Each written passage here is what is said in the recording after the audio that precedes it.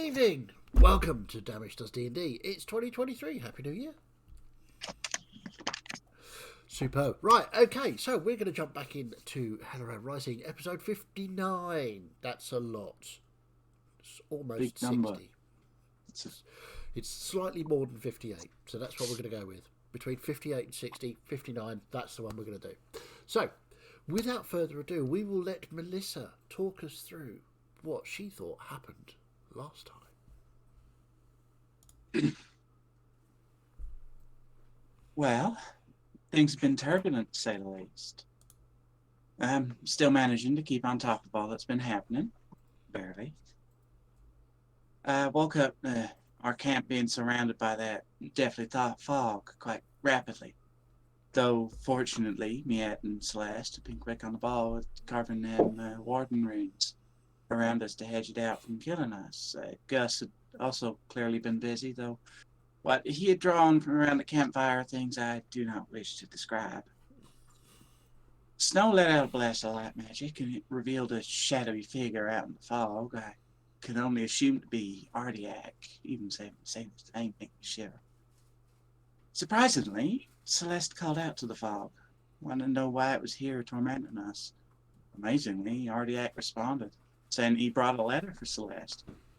The fog then receded, leaving the dead, handless body of Derek. You know, the assassin that someone had once hired to hunt Celeste down. Turns out Miette had hired her to track Lork. I shuddered to think how much Miette had to pay Derek to turn her attention away from us. Derek's body had a letter tucked into her clothes, and upon reading it, Celeste became even more distressed. It stated that Lork knew where Celeste was and that he was coming towards us. I stepped over to comfort Celeste whilst the others handled the body of Derek. She was overwhelmed with questions about why she was so important, why Ardiac was working with Lork, and many, many others.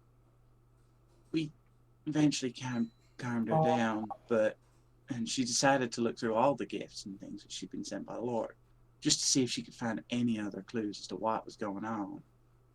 She eventually found a false bottom to the box that her mother's hand was in, along with the ring, revealing an ornate necklace with a note written in Lork's handwriting according to Celeste that read, "Put this on and go home." Yarick worked his magic on the necklace to discover it was both a magical necklace that could indeed send Celeste back to her home in time, but it was also a phylactery of Lork's, one that he was likely using to evade the terms of agreement he has with Fiona, with his previous work sending him to go by. Meanwhile, Snow and Miette had buried Derek in the riverbed, and Snow had received a rather intricate ship in a bottle called the Follower. He spent a long time trying every trick he knew to get the boat out of the bottle, to the point where I thought it might be another test like Trelador's axe had been. But he did eventually get the ship out, and we boarded, only to be greeted by Tabaxi the helmsman, one seemingly even more insane than the last Tabaxi shipmaster we met. We stepped onto the ship to figure out our further plans. Celeste stepped aside to try and contact Remora, seemingly dying in the process. I assume that's all part of the system. Apparently she said that aside from the four gods we knew of, Reorx, Remora, Peladas, and Ardiac, the rest are still kind of trapped or excluded away from the world. Meaning we can't contact them unless we find a way to free them, though considering how Peladas turned out, I'm not certain that's a good idea. Celeste and Yarick then decided to try contact Reorx to get asked more questions, whilst Miette snuck off to do something as well. Celeste couldn't get in contact with the god of dwarves, but Yarick found that Lork had sent the phylactery as a trap, so he could potentially take over Celeste's body. We also learned that apparently Balo had fought alongside the gods against Fiona back during the war, and that he would potentially be a good person to give the soul fragment away to. Not sure about that. Miette returned shortly after Yarick finished the conversation with Reorx. I suspect that she's been speaking with Balo again, as the ship had suddenly turned bright orange before she got back, though if she did learn anything, she didn't share. We then set sail to the Macabar Hills to go rescue the dwarves that had been displaced by the dragons that Yarick and Gus had been told about. hopefully to try and get them to safety, potentially in Drummond, much to Trellador's chagrin. We learn more about what happened between the gods and Fiona every day. Everything we learn makes me more frightened of her. And the very fact that I'm considering gifting that Shardalorc soul back to her also frightens me.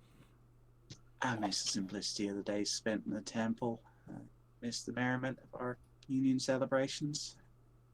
I miss Vale.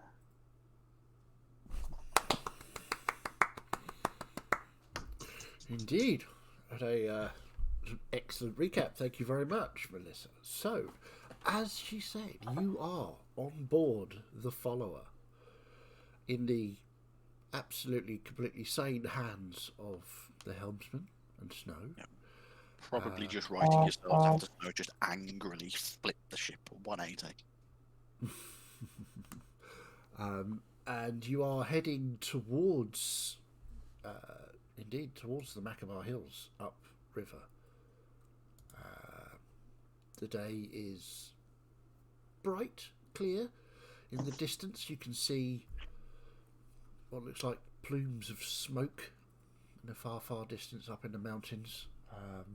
You don't see any wheeling dragons, but that's not to say that they're not there. In the immediate vicinity, you can see behind you the lush farmlands of the lower reaches of Helloran, and in front of you, you can see some of those lush farmlands gradually turning into sort of dusty hills. So, with all this in mind, and all the things you learned last time, what would you like to do? Am I right in saying there's cabins and things on this boat? You can certainly investigate to find out. I thought I did that last time, but yeah, I would do. Yeah, I'll go and have there are indeed cabins and a lower deck. I think you did actually. You're right. Yeah, there's a lower deck for storage of some kind. There's a mid deck with cabins on, and of course the upper deck where you all are. Okay. So having we joined the other party, is the necklace still on the ground in the centre of that party? I don't know where the necklace is currently. You are all on the boat and floating away, so presumably the necklace is... I mean, Yorick had finished his ID. I don't know who took the necklace after that. Probably would have put it back in the box. Okay. So, no to your question. It's not there. It's not there. How much longer do we think it is to sail to the end point of the Macabar Hills? Because we've been on it about a day and a half, 2 days now, haven't we? Yeah. So we kind of flipped it round and gone back the other way because we'd started to go towards Silo. Yeah. For about half a day, and then we'd flipped it, and we'd headed back towards the Macabar Hills, which I think, didn't we say it was going to be about 6 or 7 days to make it that far? Something like that, yeah. I mean, currently, what I'll do is I'll show you where you are on the map. The map. Okay, so you were sort of down here. I mean, you'd stopped there for the evening, and you'd sort of sailed up there and started to go that way, and then you'd come back this way. So you've probably got about, I would say, depending on where you wanted to disembark, whether it be there or further along there, it depends how day to get to there, probably about another 2 days, maybe 3, depending on currents, etc. To get up all the way up to here, to this bend, you're probably looking at, like I say, 6 days or so, and then past there, who knows where that goes. Yeah. Okay. Some point. Sorry, go on, Dan. No, you go. Just gonna say, where do you think is potentially the best place to get off, Gus and Yarick? Near the Macabar Hills? Is that the safer route, or directly at the bottom of the mountains? Can we still traverse there? Can't hear you, James. James, you're muted. I was off seeing the lower decks. Oh, yeah. I say we don't really know. We've never been like outside the mountains before. That's hills, not mountains, isn't it? Oh, okay. If we do go to the bottom of the mountains, would you be able to get a good pass for us to travel where we're gonna go? Don't know. You might just kill everyone. I I'm mean, just trying to think. Time was of the essence from what Yark was saying, what Riok said to him. I mean, Reorx did say to go to the Macabara Hills, not to the mountains, because we're meant to go and help the refugees get away, aren't we? Yeah. So we need to get off the boat by the Macabara Hills and go into the Macabara Hills and help the peoples. Yeah, that makes sense. Closer to the hills, then we'd better stop. If that's all right with you, Captain. Snow's returned to the very sort of prow of the ship, and he's preparing to do what he did to the other boat before. So he's literally stood with the icon sort of up in the air, ready to push the boat even faster. Okay. Give me a religion check, please.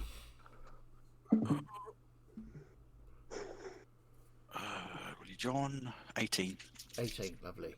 So, you all feel as Snow does this little surge as the boat picks up speed as it's going further north. So, if I get this right, your plan is to sort of jump ship about here-ish, is it? Is that right?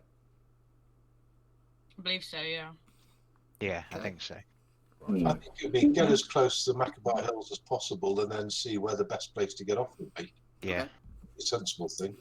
I do actually have a theory about that, and the theory was you've got the large orcs and the Roman ones that are coming down from the hills, which we already know about, and we've also got Lork who's heading south through the hills.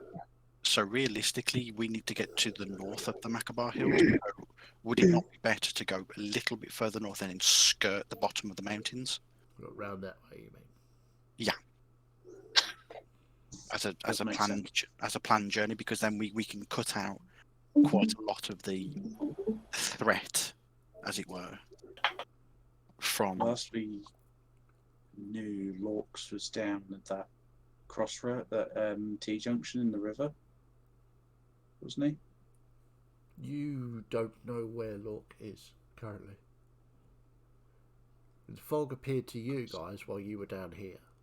Yeah, of course. Okay. And the Tracer is dead. At some point while we're travelling, I want to have an uncomfortable conversation with Florian. Very well. Aren't they all? Pretty much.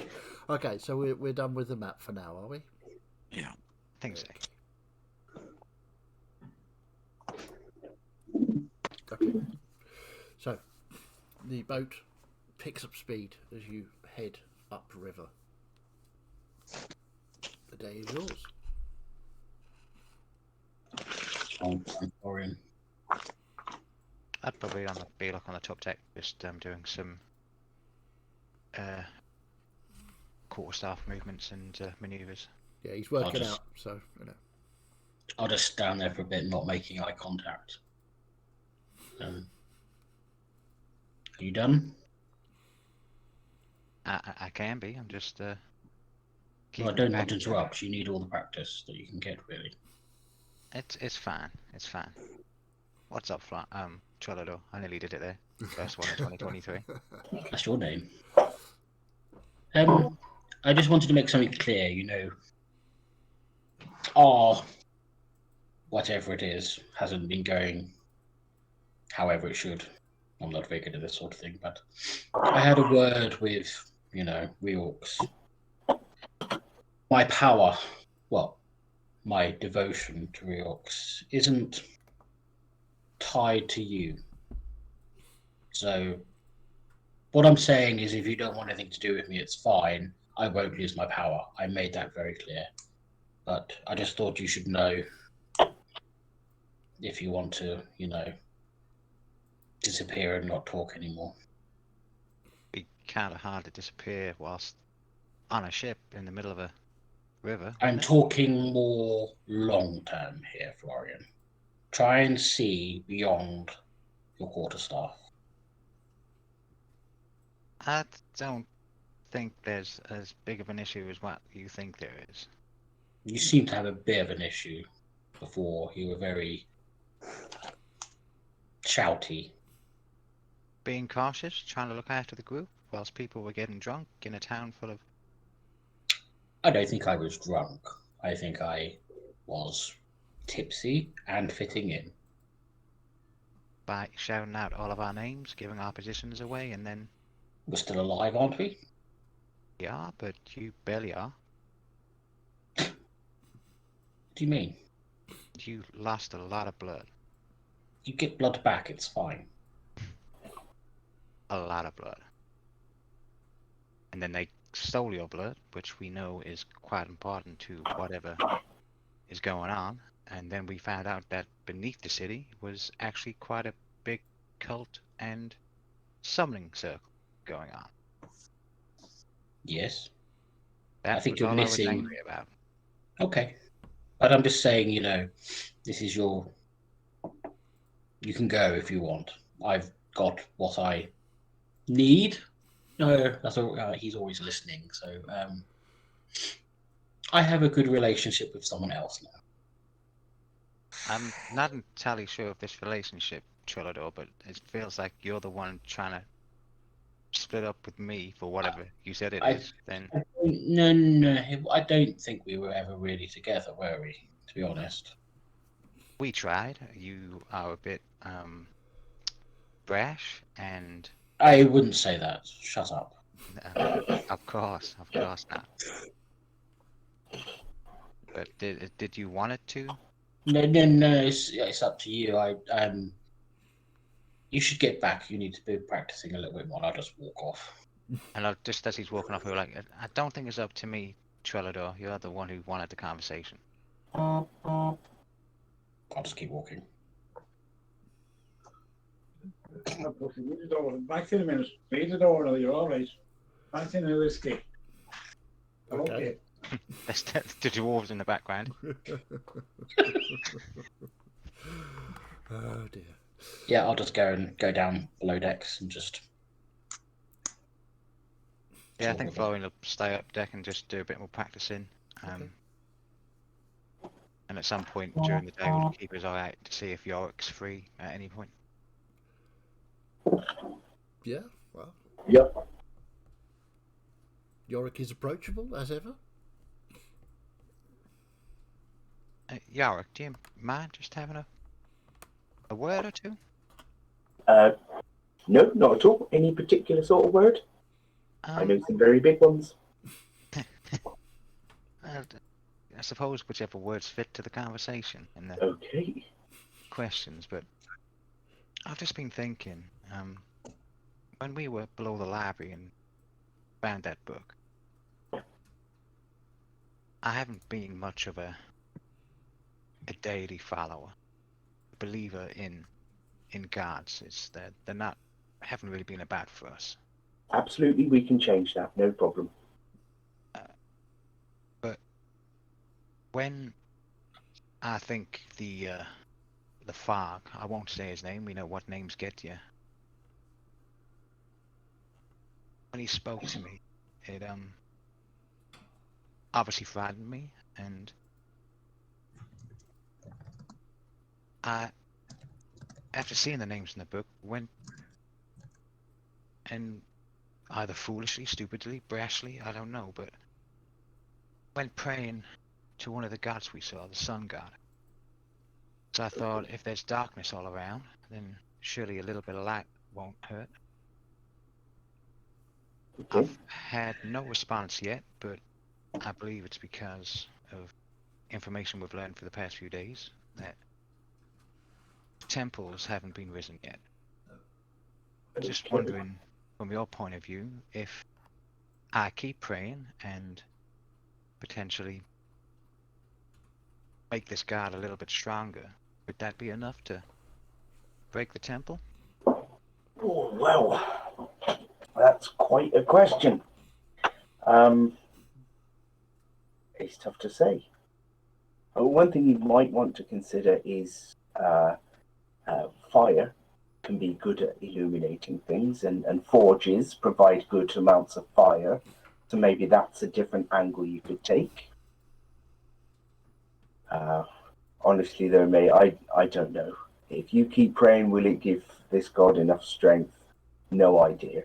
If they are trapped somewhere, maybe, but it would probably take more than just you.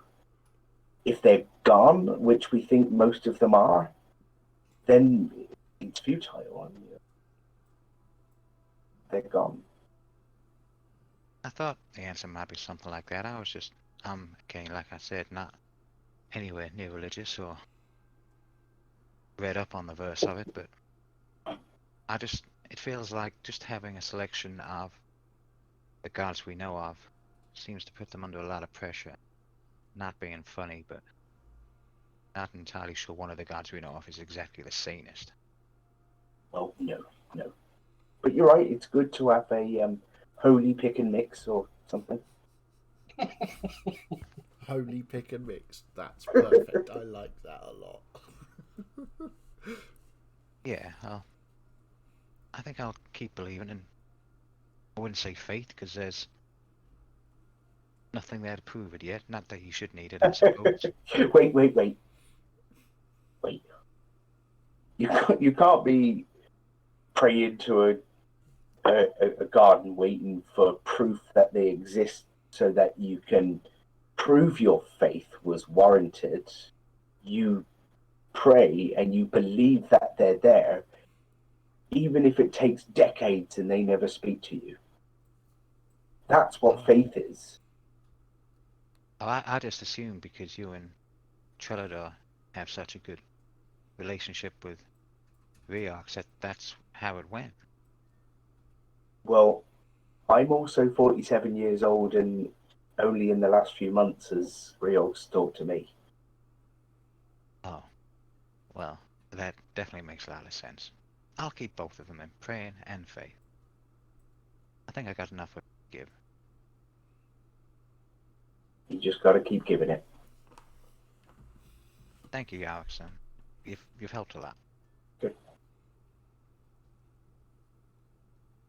Okay, so as the day goes on, unless there's anything anybody else would like to do, I would like anyone, don't care who, roll a d20 for me, please. I'll do that on my new dice. Yay! First time. First roll. First roll of the year. 2. A massive 2. Fantastic. Okay, and roll a d8 for me. A D8. Is that nice? 1. 1. Fantastic. Oh, they haven't made my rolls any better, have they? I would say worse, if anything. If that was even possible. Yeah. And the next TPK is on you, James. Absolutely. So, as you continue upriver, you can feel the boat starts to get a little sluggish.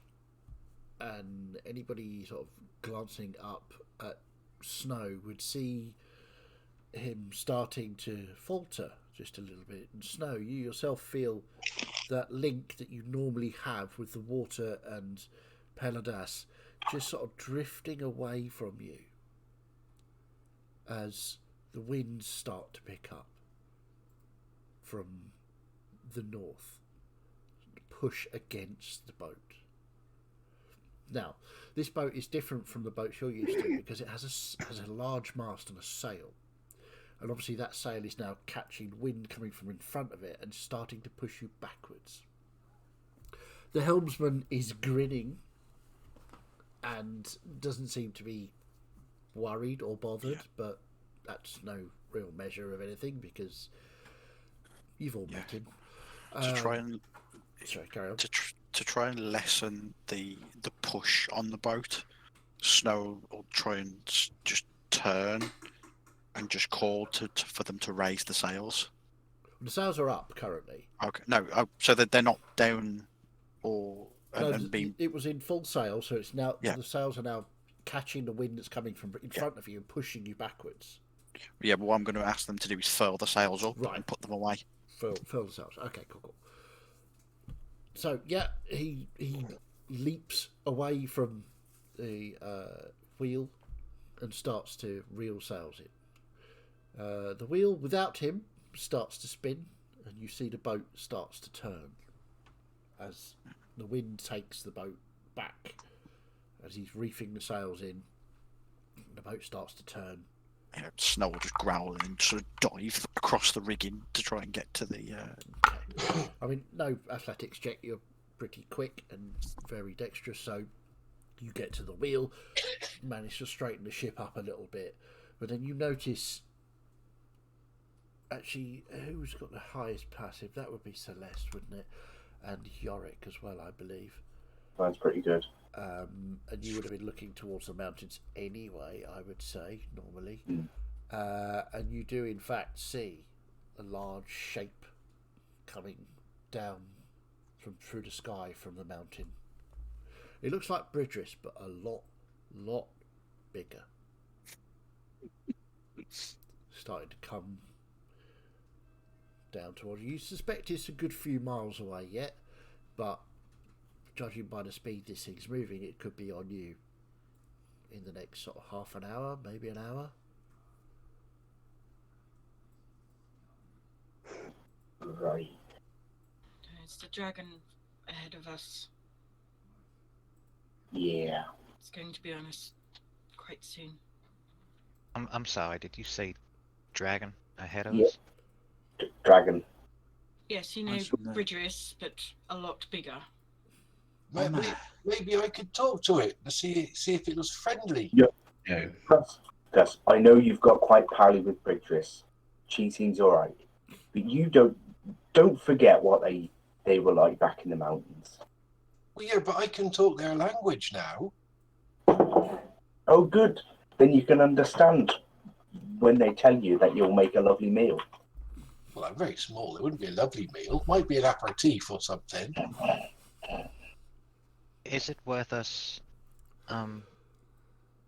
mooring up to one of the sides of the riverbank so we aren't progressing any further? So it seems like we're not a threat anyway, but as if we're trying to do something. Can we put the ship back in the bottle? And we could go and hide somewhere if we can't talk to it. What are surroundings like for us now, as Gus has said? It's getting a bit.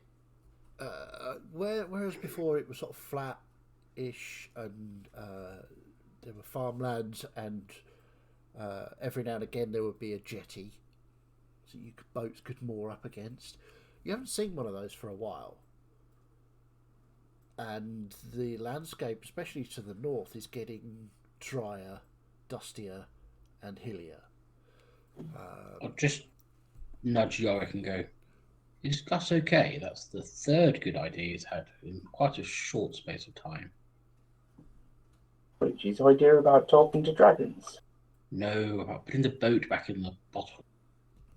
Well, you know him. I do know him, and that's not the sort of thing that Gus says normally. He can do it from time to time. I've known him a very long time, and he's had 3 in the last few days. So that brings his total good ideas up to at least 5. You might want to just keep an eye on him. Do you think he's been possessed or something? He's definitely changed. Right, keep an eye with you. It might be Fiona. And I said that's a joke. It's a joke, Yorick. Oh, right, yeah, of course. Gus, you can hear them talking about you like this. Can I sneak up behind Yorick? Yeah. While they're talking like this, and then jump on his back and scream in his ear.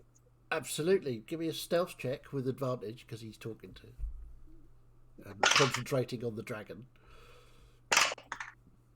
24. 24. Oh, yeah. Got me. Yep, definitely beat your passive. Gus lands upon your shoulders and screams in your ear. Because he said about me being possessed. Might be Fiona. He's possessed, Palador, get him! And I'll roll around on the floor laughing. So by this time, Snow, you've managed to get the boat under control. Yeah. The helmsman has reefed in all the sails. They're all packed away. And he sort of swaggers his way back up. Next orders! Keep an eye on the helm while I find out what they want to do. Certainly.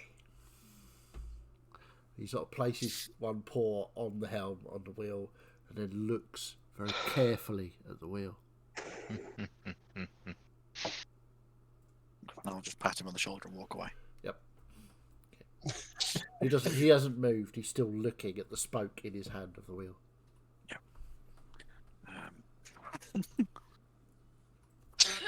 And Snow just saunts down the steps. Okay. So what are we doing?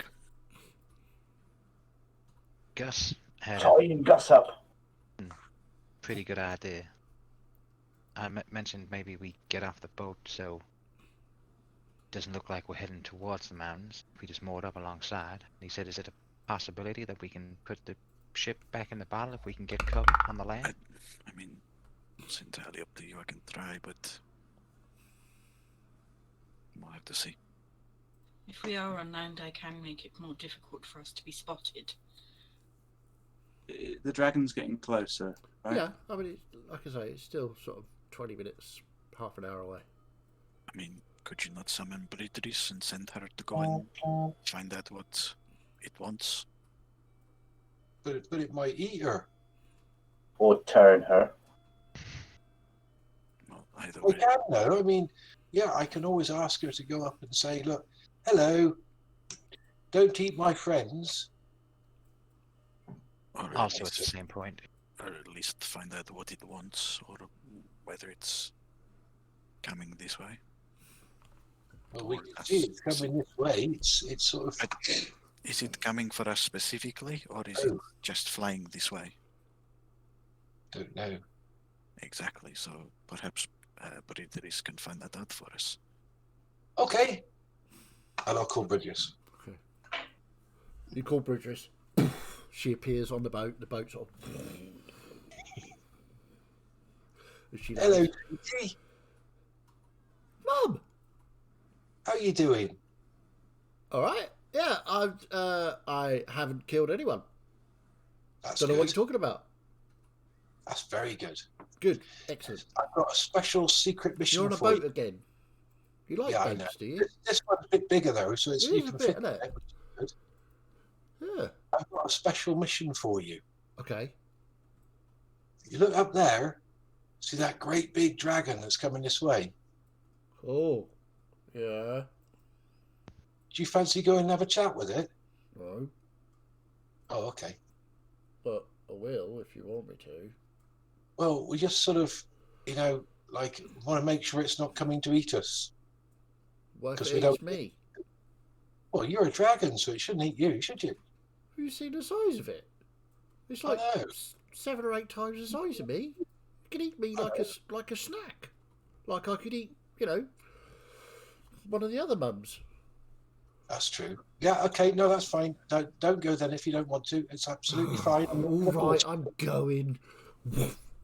Takes off. Starts I flying. love stopping to use dragons. The Gus, axe make palpable. a quick perception check, Gus. Perception check, Yeah. okay. The- Oh, the that's really good. That's all of 5. 5. Good, excellent. Thank you. Good to know. Snow, you were going to make an observation. Yeah, the angst is palpable. How much bigger is Bridgers compared to when we last saw Dine in the summoning pool? She seems a little bigger, yeah. Yeah. Sort of. Eating well. She's got a very sort of well-fed look to her. She's basically Audrey too. Possibly.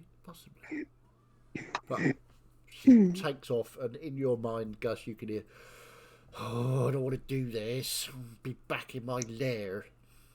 Mm. Oh well, so Mum says so. Suppose I have to. You could just pick up a little bit of a dwarven accent coming through. I did notice that little bit of an Northern accent there. So she flies off, So- grumbling to herself. Should we continue with the plan of, taking cover and hiding away from this thing? I think it'll be good at least just to moor up the boat because we're not really making progress, are we? I mean, my connection to the water is faltering as we get closer to the mountains. Do you need to rest, or is it just because? No, there is something here that is building a barrier between the connection. I cannot feel it in the same way. Maybe it's our territory. Hmm? But I said I would get you where you're going, and that is what I'm going to do. But when we reach the hills, this is where we part company. Well, personally, I think I'd rather be on land than on the water if that thing attacks us. Of course, but When you say parting company, Snow, what do you mean? I gave my word to you to support you, and I've tried to do that. But I've also made a commitment to my God, and I've been failing miserably as a herald and a high priest. So, once we reach the hills, I will be returning to the temple, and I will be preparing it as a true temple, and taking my rightful place. Well, you mean you're going to leave us? Yes. Oh. That's not chilly. No. Good. I can no longer reconcile my responsibility to my God with continued travel. He deserves my undevoted attention. He can't do it all like us, Yorick. I understand. The difference is Terador. Reorx already has thousands of followers. Peladas has only me. If I don't start spreading the word, he cannot gain strength. And Right. he has a right to that. Yeah. But is that going to... Is Peladas being stronger something you can do quick enough that is going to help us stop all this shit that's happening? If I can build his strength from the island, it will be a waypoint for all travel through the water. I can increase that. And if we control the waters, that is at least something. I need to prepare him for what is coming, and I cannot do that while I'm traveling. We spend so much time away from cities that you hardly have time to proselytize, which seems to be what he wants from what you've said. And if I understand that the eons of imprisonment have not done wonders on his mind, and I'm hoping that if we can build a following again, give him that power, he can rebuild that and regain a full measure of himself. I would be remiss as his herald if I did not try. But you will always be welcome in my temple. And I will be setting up a way station and a trade post on the island. And an inn? Of course. Yeah, well, that's fine then. Oh, I take it back. He's back. You sort of like beer when it's brewed, if we ever get back to it. But I'm not going to abandon you while that is coming towards us. Good. I will make sure that I am here, and once it is dealt with, and once we've reached that destination, then I will leave. But this is something I must do. Understood. So as this conversation is happening, Gus, you look up and you see Bridris approaching this dragon, and this dragon has very obviously changed course to meet Bridris. Okay. take it my connection to her is too far away to hear what's going on. Mate, give me a. Actually, give me a. What can we do?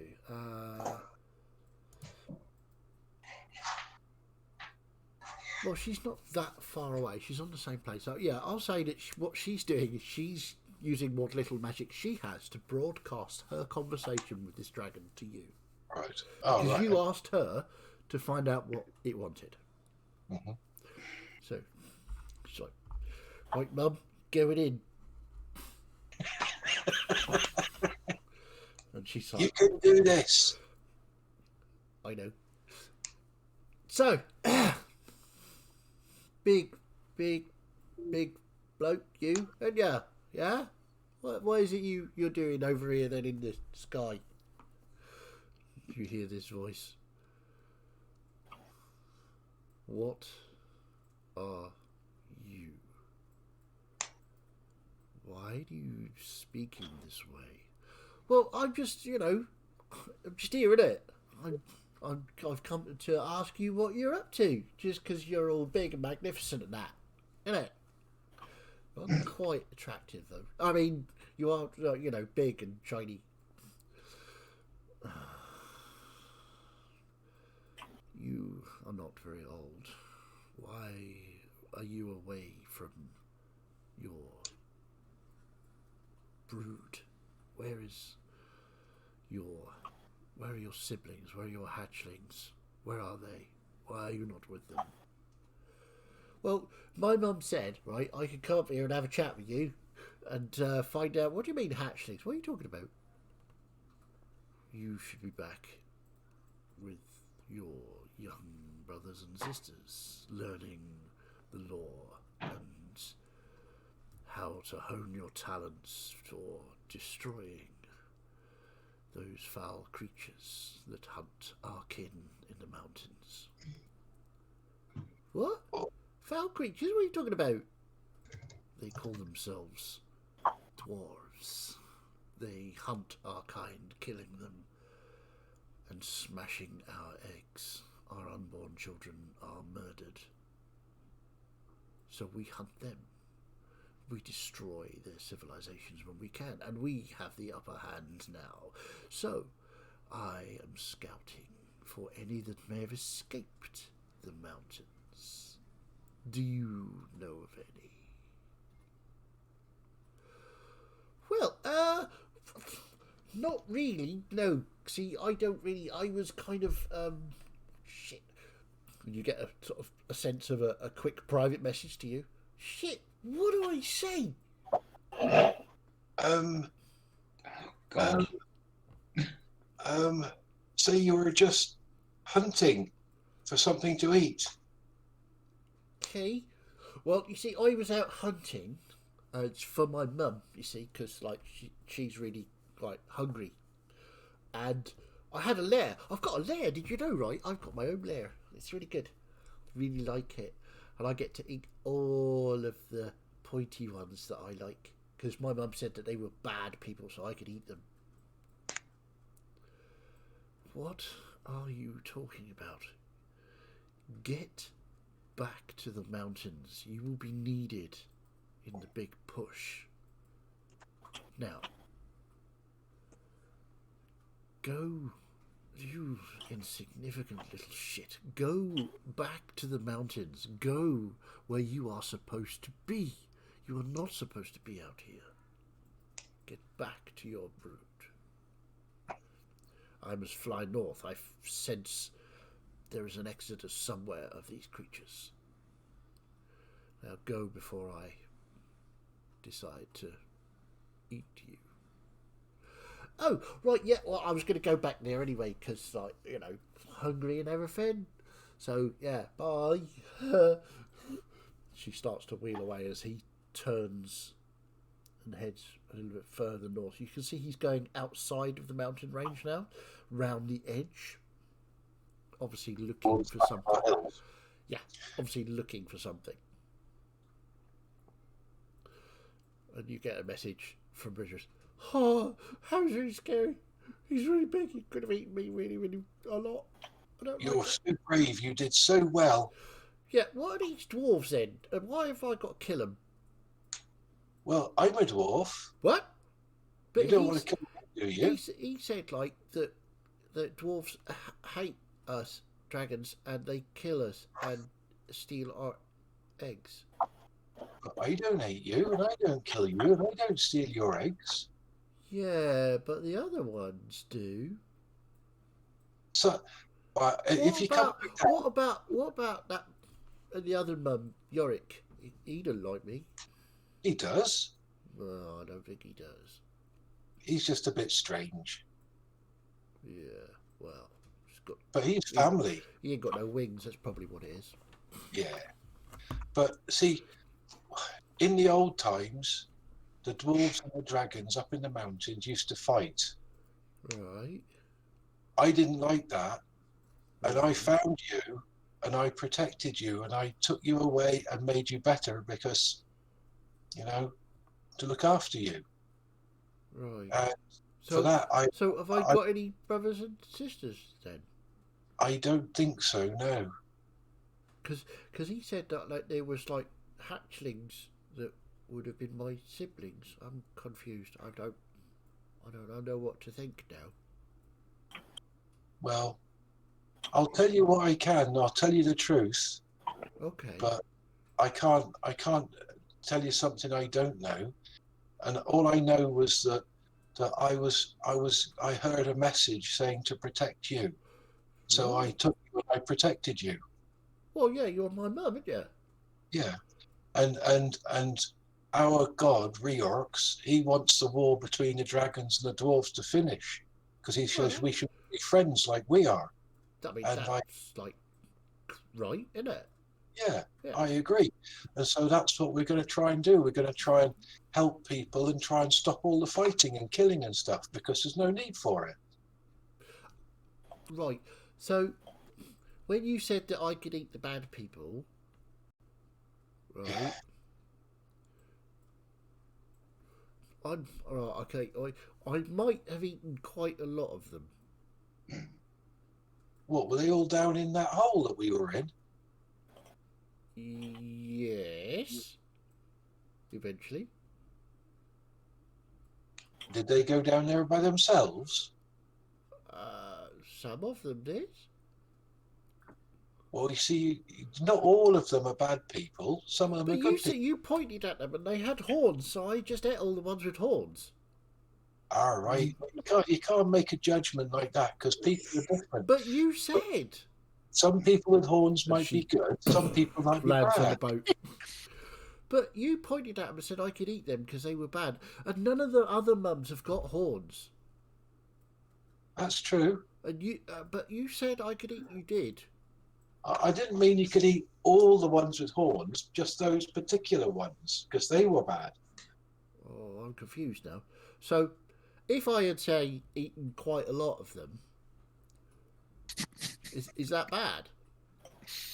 It's not good, but it's happened, so we'll not talk about it anymore. Oh, okay. So I can continue on doing that then, yeah? If it was an accidental mistake, then we'll just chalk it up to experience. But I've made my lair there and everything. It's great because now they come down willingly. I don't have to do any chasing or nothing. They just come down and wave swords about and I eat them. Oh dear. Oh dear? What? Well, yeah, that's probably the good ones that are scared of you now because you keep eating them all.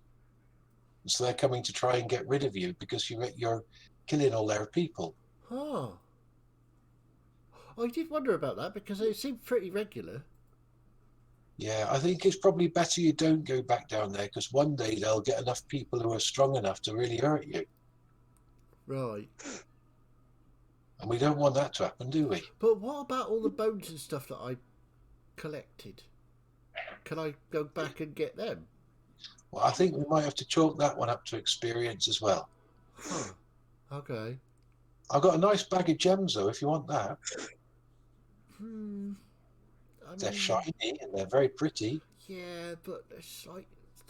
I especially like the horns because when you ate them, they were all tickly. Okay. But if you say it's not, I'm not supposed to do it anymore. Well, no, you're only meant to eat the particular ones that are bad, not all of the same type, just because one or two are bad. This is very confusing. I know. Can you not put labels on them for me? Well, tell you what. Yeah. Only the ones that I point out to you specifically, and then you'll know you're not doing the wrong thing. Right. Okay. Yeah. And then I can look at them, and anything that looks like the ones you point at, I should eat. No, just the ones I point at. But what about if I'm hungry and you're not around? Go and get a deer or something. Well, they're no fun. They don't fight or nothing. They run fast, though. You can chase Flaps them. her wings and go, it's not a challenge. Well, fair enough. It would be for me. Look at my legs. Yeah, well, you haven't got no wings, have you? No, I wish I did, though.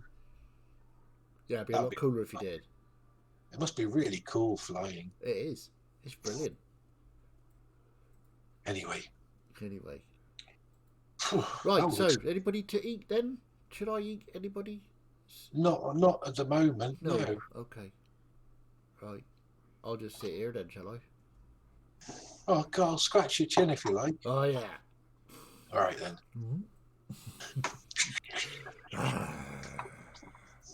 And the sight of this dwarf scratching this now rather large dragon's chin and the dragon go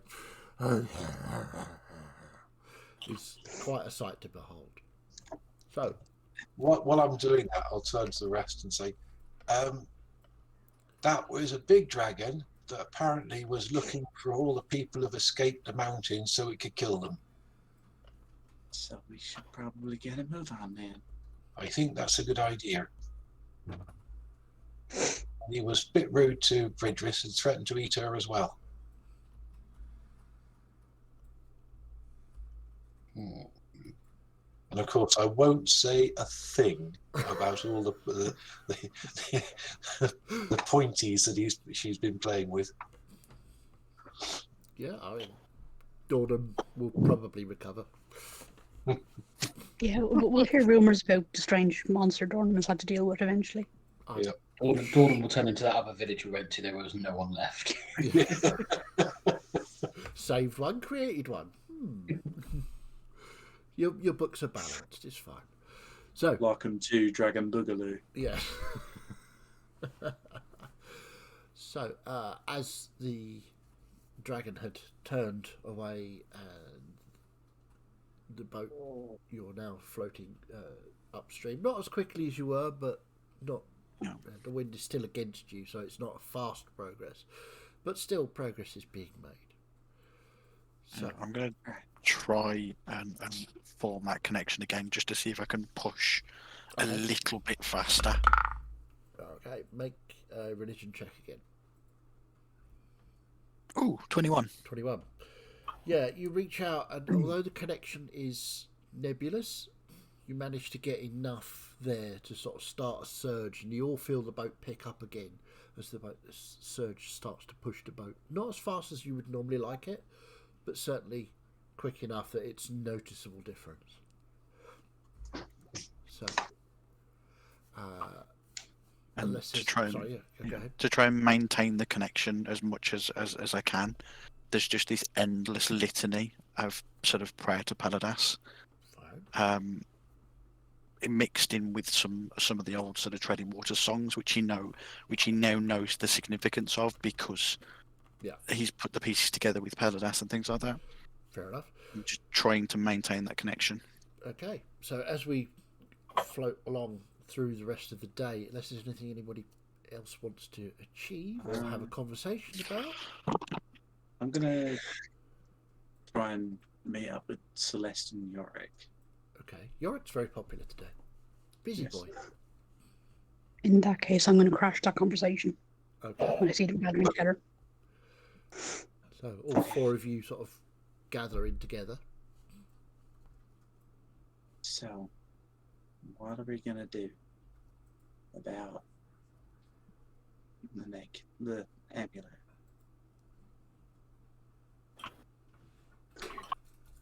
Well, I don't know.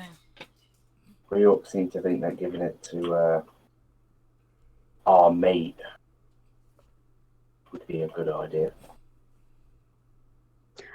Yes, I was going to suggest the same thing. Celeste, would you be happy giving the necklace to me? To be fair, to be honest, it frightens me. I would try and dispel its power, but I don't think that would be something I would be strong enough to do. No, as Yorick says, our friends know a great deal about it, and I feel, as York suggested, he might be the best to hold. I can't believe after everything it's coming down to trusting a Chaos Lord. It's not so much trusting as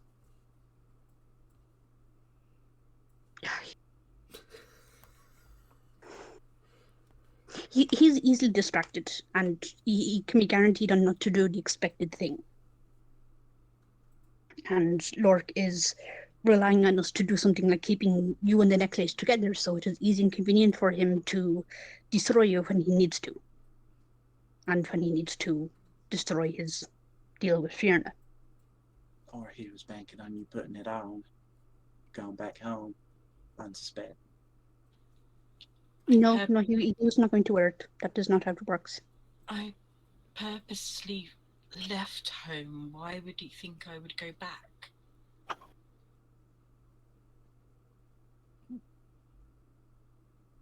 Our friend told me that the necklace has a second spell. It is not just a holder of Lork's soul. It will destroy the soul of whoever wears it and activates the spell to return in time. His plan is to trick Fiona in retaining her power and also not remaining in this world when his deal expires. And in this way, he can live eternally. Okay.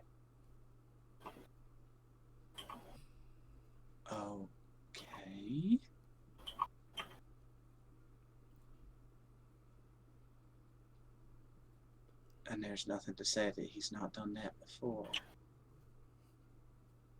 Indeed.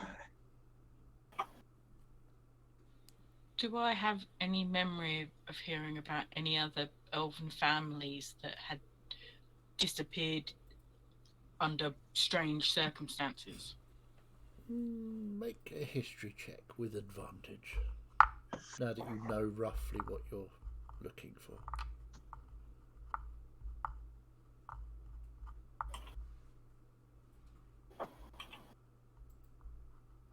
15. Thinking back on it, I mean, there have been families that had a daughter promised in marriage to another family that then just seemed to, well, officially you were told they'd moved away, but you never saw any of them again. Not just the daughter that ran off to get married, but any of them. But you seem to recall that happening when you were very young. Do I know how many roughly? I mean, you have only heard of the one, but it did seem really suspicious, but everybody else seemed to just accept it.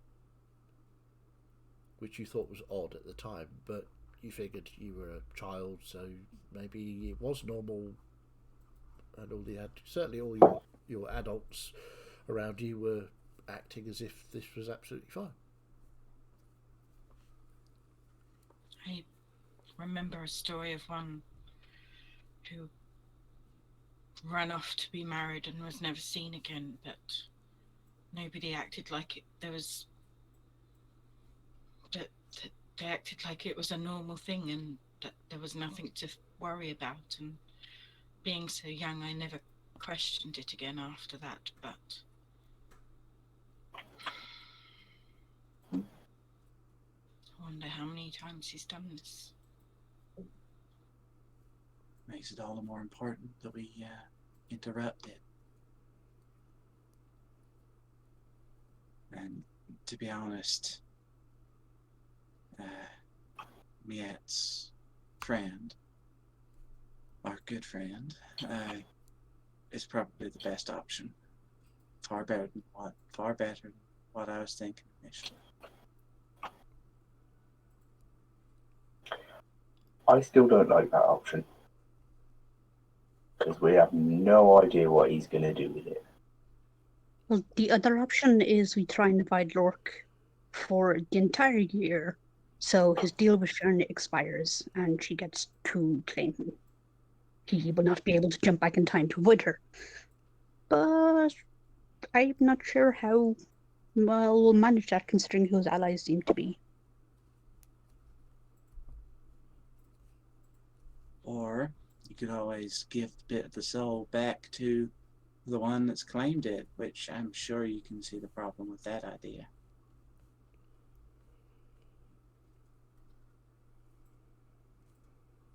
Honestly,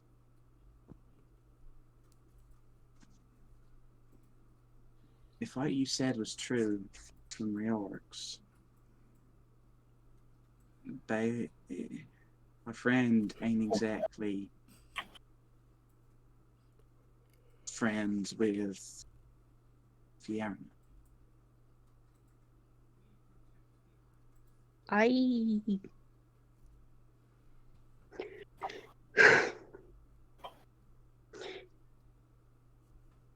It is not easy for me to share my people's information. It is not a commonly done thing. But I am beginning to have suspicions about our friend and his relationship with my people, and that there may be more there than I have been told by either him or my elders. Because he has been with us for a very long time. One of the things that I was told during the midwinter celebration is that the Wandering What's the Gust best thing to like, do here? Can we trust somebody like him to not use it against us? No. As much as you can trust me not to use it against you if you give it to me. I don't know if that's just me, but I didn't hear. Oh, sorry. Yeah, it's just you. What did I even just say? Oh. As much as you can trust me to use it against you. And you were talking about the... And she is frozen. Yeah, Natalie's is frozen. Yay. Yep. Mm-hmm. So yeah, to the rest of the conversation. When I was talking to Ellen Fell, she told me that the Wandering Gusts used to have as much magic as the other races. We were no different. And we sacrificed our magic and made a deal with our friend. And that turned the tide in the fight against Fiona. And that is how the gods claimed back the world from her. Interesting. And it worries me because it feels like the world is coming to the same battle again and we do not have anything left to give. That is very much how it feels. So I have many, many questions for my friend. And I will be perfectly honest, I was hoping to use the necklace as a trinket to try and entice some of that information from him.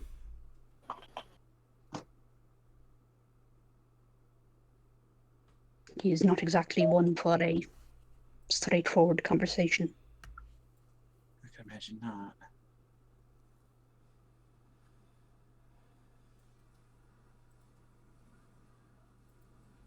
What did Riork say?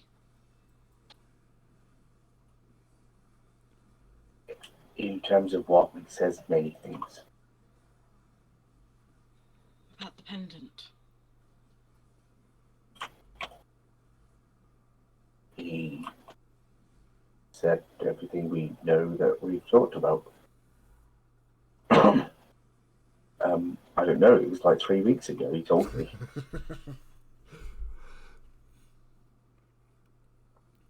He said the best thing to do would be to give it to who we're talking about giving it to.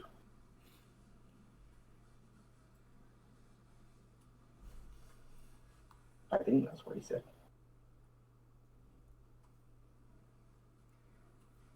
Yeah, that's what I've got in my notes. It's exactly what he said.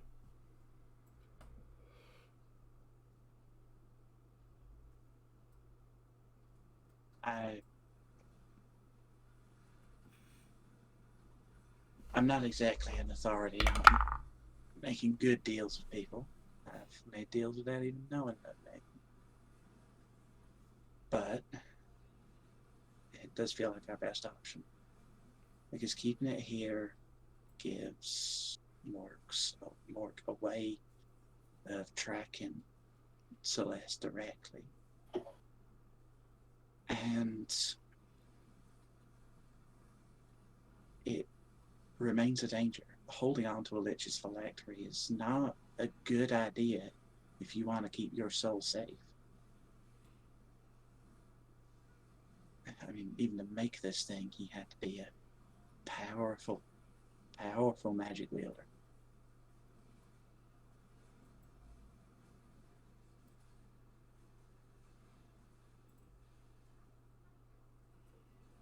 And as much as I understand your reservations, Yarrick, I'm not convinced there's any other option that Nope. is better. I mean, I'm not sure it's a great idea. But literal God told me to do it, so let's do it. I'd say if Riorx trusts our good friends, then who are we really to judge? Miet, you said that last time it cost your people's power. Yes. Would Baylor be willing to trade the power of a lich this time? That is not something we can offer him. If we give him the pendant, he has the fragment of the soul, and maybe collect on it. He might. But it might amuse him more to let Fiona kill him.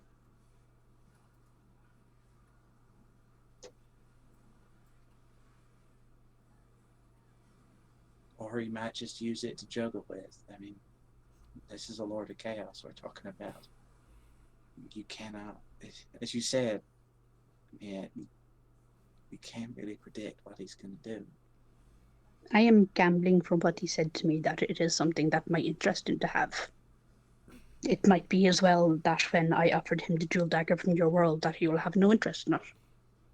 And I will have nothing from him.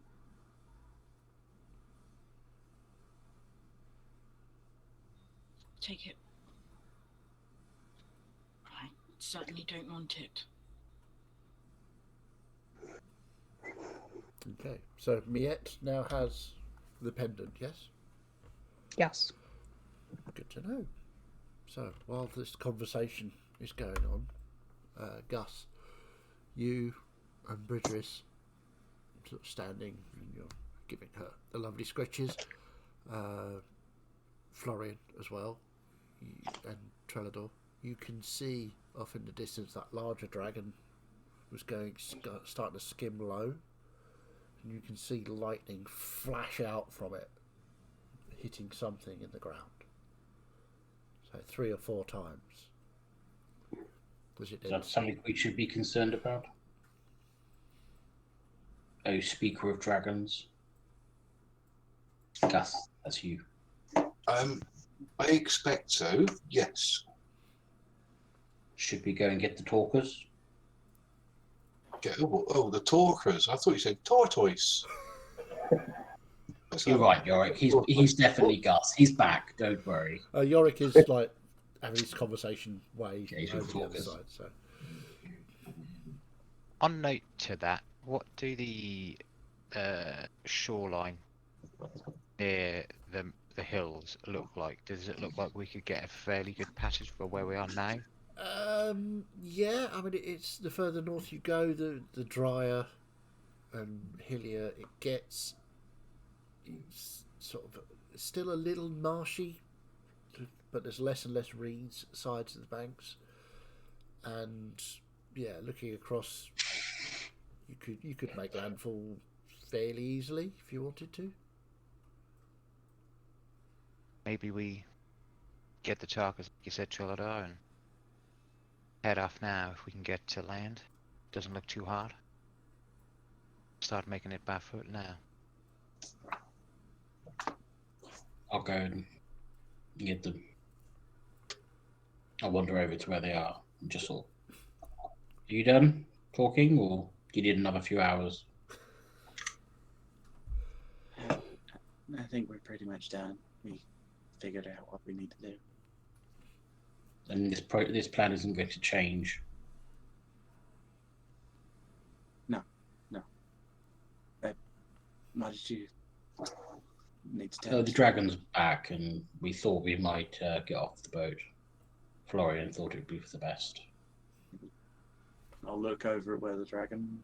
Well, the dragon isn't lost. back. What he's doing is, as it's been flying lower towards the base of the mountains, you could see forked lightning shooting from it at something on the ground.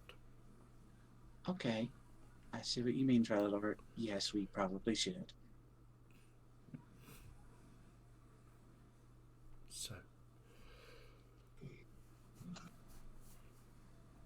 is somebody talking to Snow or the helmsman, or what's your plan? Oh, Yeah, I'll go over to him. I was gonna say go over to him whilst they're talking to Trellador. Okay. Or Trellador's talking to them. Okay. Snow? He'll pause, and you'll just see this very sort of slow look. It might be where we get up now. The dragon's starting to attack.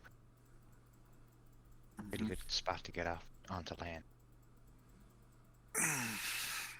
And he just rolls out his shoulders and just calls up to the helmsman. Prepare for landfall. Aye, aye.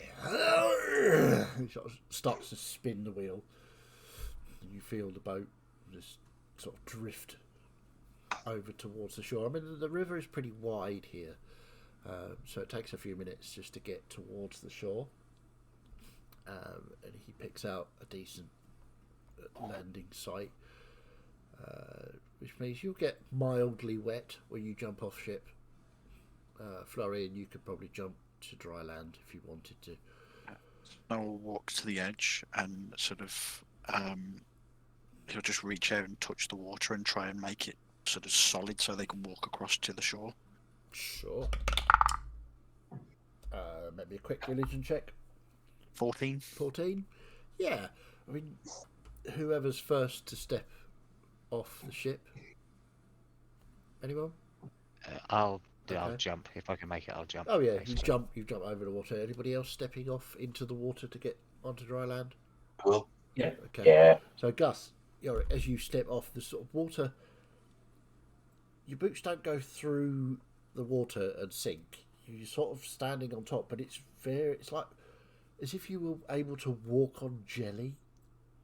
It's very weird. It's sort of in this sort of wobbly, strange, smooth path that takes you up to land. It's very odd indeed, but it seems to work. Yeah. Are you? So once they've all crossed, I'll walk I haven't across. left yet Okay. because I simply want to say something to him still on the boat. Okay. So stopping in front of him is like, so is this your farewell? I was going to come ashore and say goodbye, but it is yes. I do have something for you though. And he'll take No. he'll take the box with the gem that he's got, Uh-huh. the purple gem, Okay. and he'll take the ring of Featherfall off, and he'll hand them to Miette. You may need these. I don't. Thank you. But I did want to say to you, and I want to kind of do it slowly so you're not going to object to this. Kind of like reach up a hand to his neck, Yeah. but slowly so he can object if I do it. And then hook a claw underneath the leather cord that I know is there to pull out the necklaces that Miette had made. Mhm. So once that's pulled free, just tap on it with a claw and kind of go wherever your path takes you. Remember that you are always family.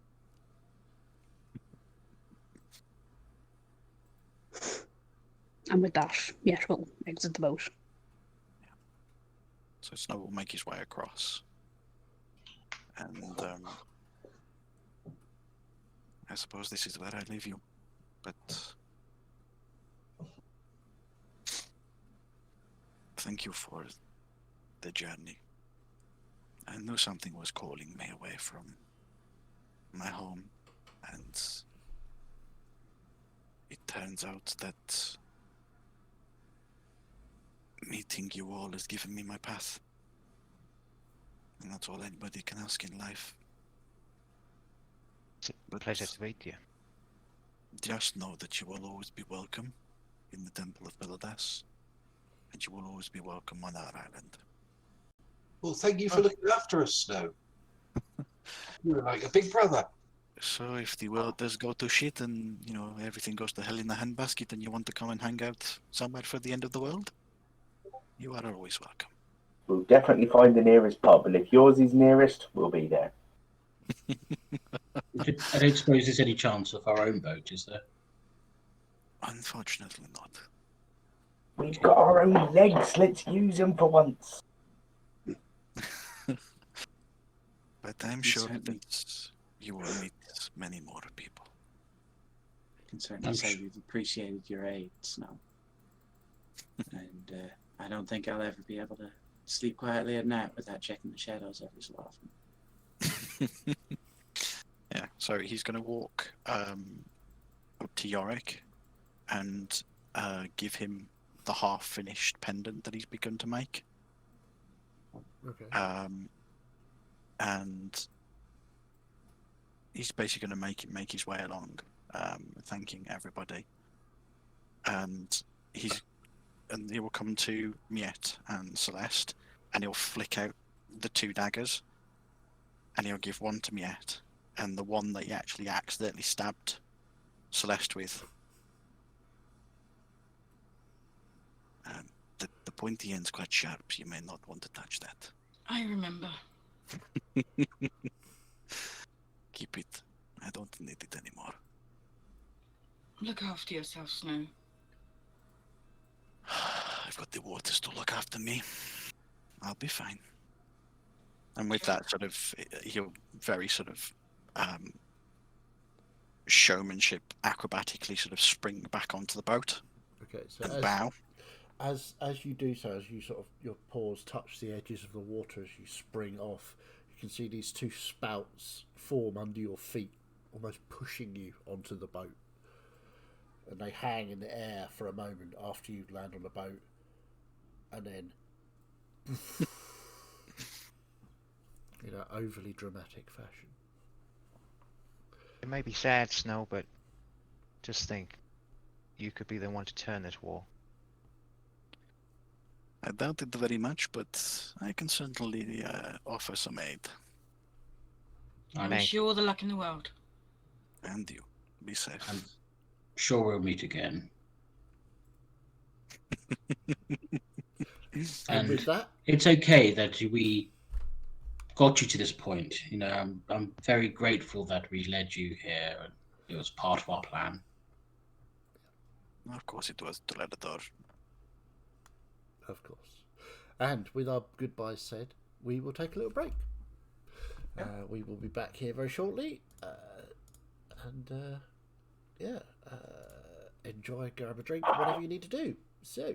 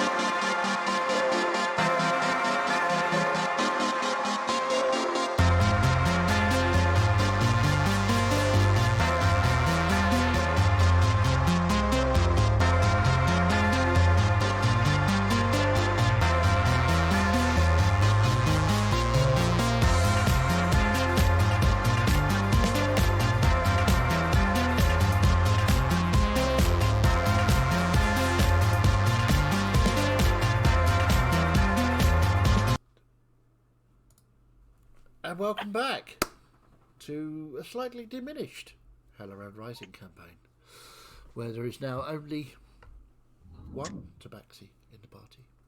As you watch the snow and the boat known as the Follower turns and drifts out of sight, with Snow in his now accustomed position, standing on the bow of the boat, chanting to himself, and the lunatic at the wheel, obeying Snow's every command. Literally. So, you turn away from this sight to see in the distance that large dragon sending bolt after bolt of lightning down against the floor, against something that you cannot see.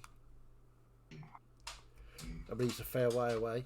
You don't know what it is that he's attacking, but you probably have a fair idea.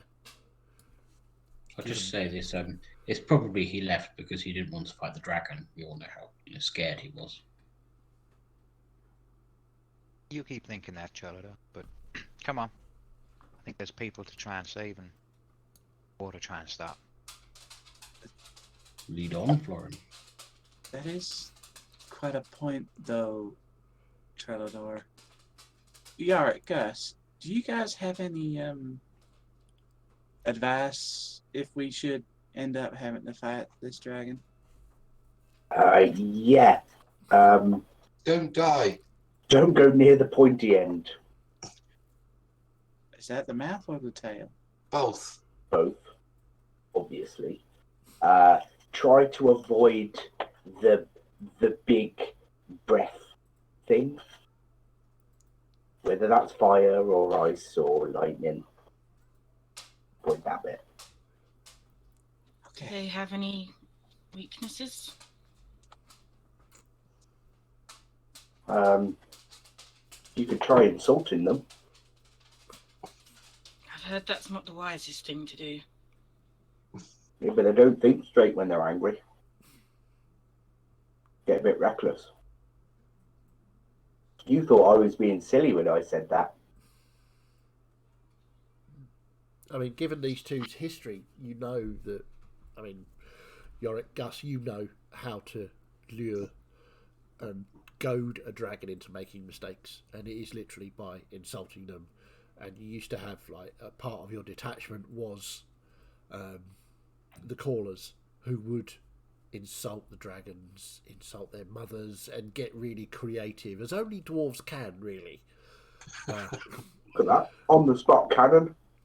And this would lure them to where people like Gus with the large crossbows would be waiting, basically luring them into a trap so you could pin them with large crossbow bolts with chains attached, so you could take it down out of the sky and then massacre it, because that was what your job was.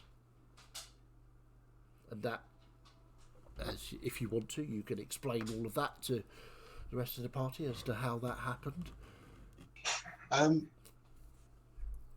Let me just ask Bridges if she wants to go home first.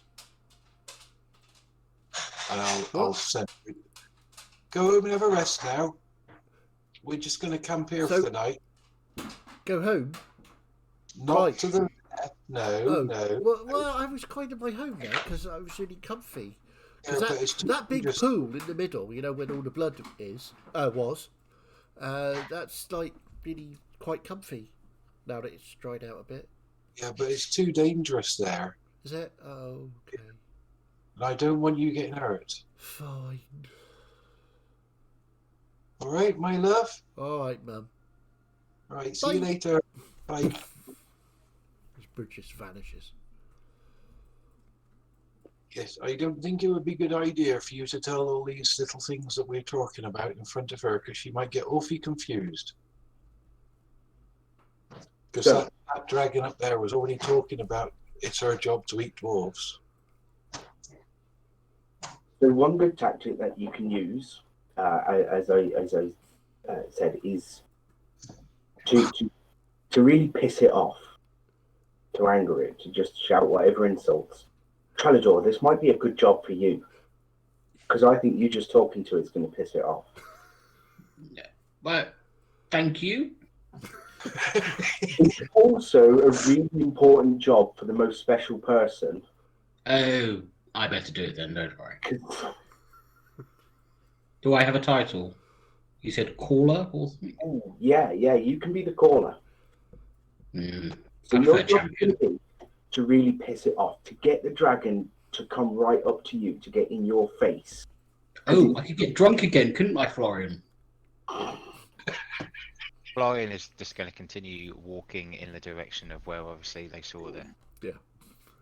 There's no shrug. There's no nothing. He just it's a blank response. So I piss off the dragon. It comes to me, or I lead it somewhere, and then we all kill it. Well, there's a bit more to it than just that. But the rest of us can be in places, maybe out of sight, or generally well hidden.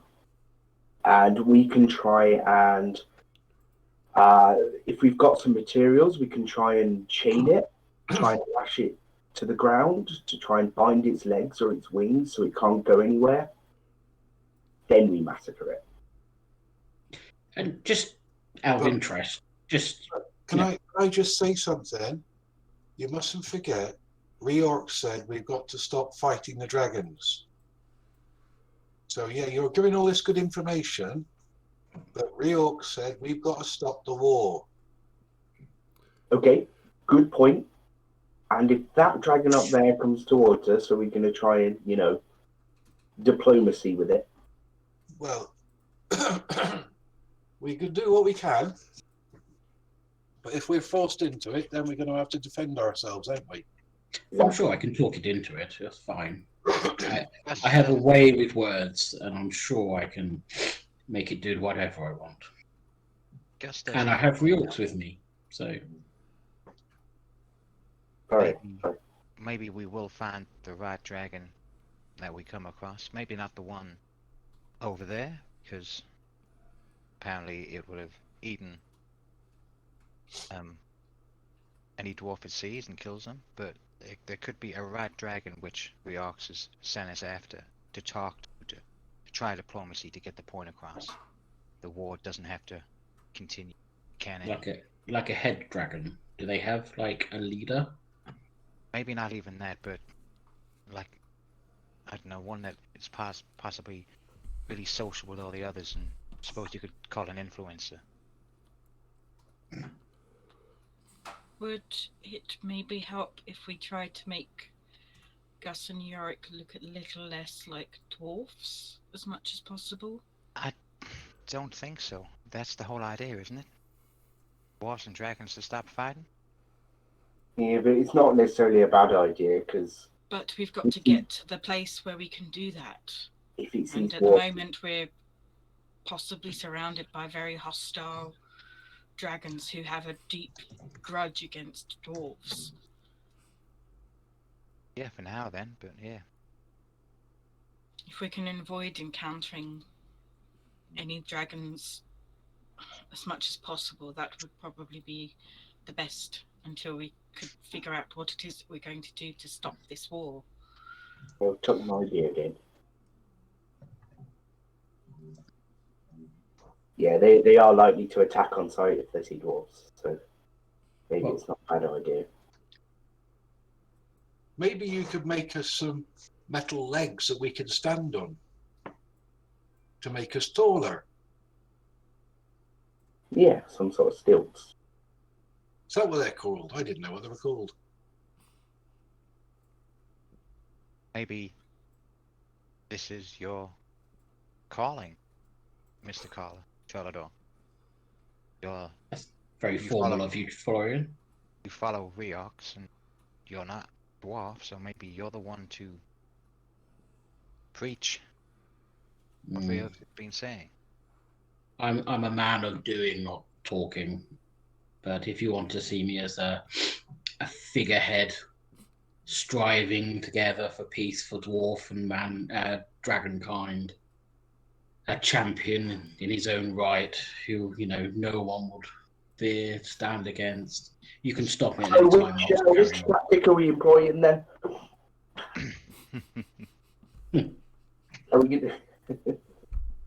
I will keep my eye on the skies, and if a dragon starts to come closer to us, then I can try and at least make us more difficult to spot. They're quite easy to spot. They're quite big. Dragons have got good eyesight. I mean, they hunt their prey from way up there.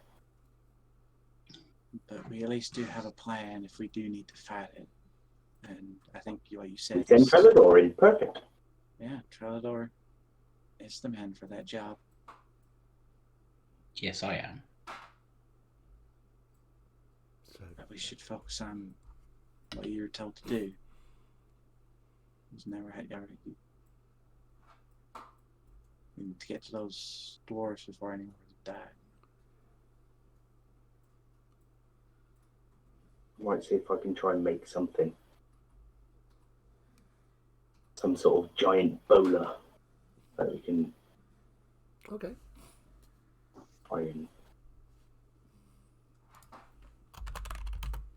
If you can make something I can attach to my crossbow, then that would be good.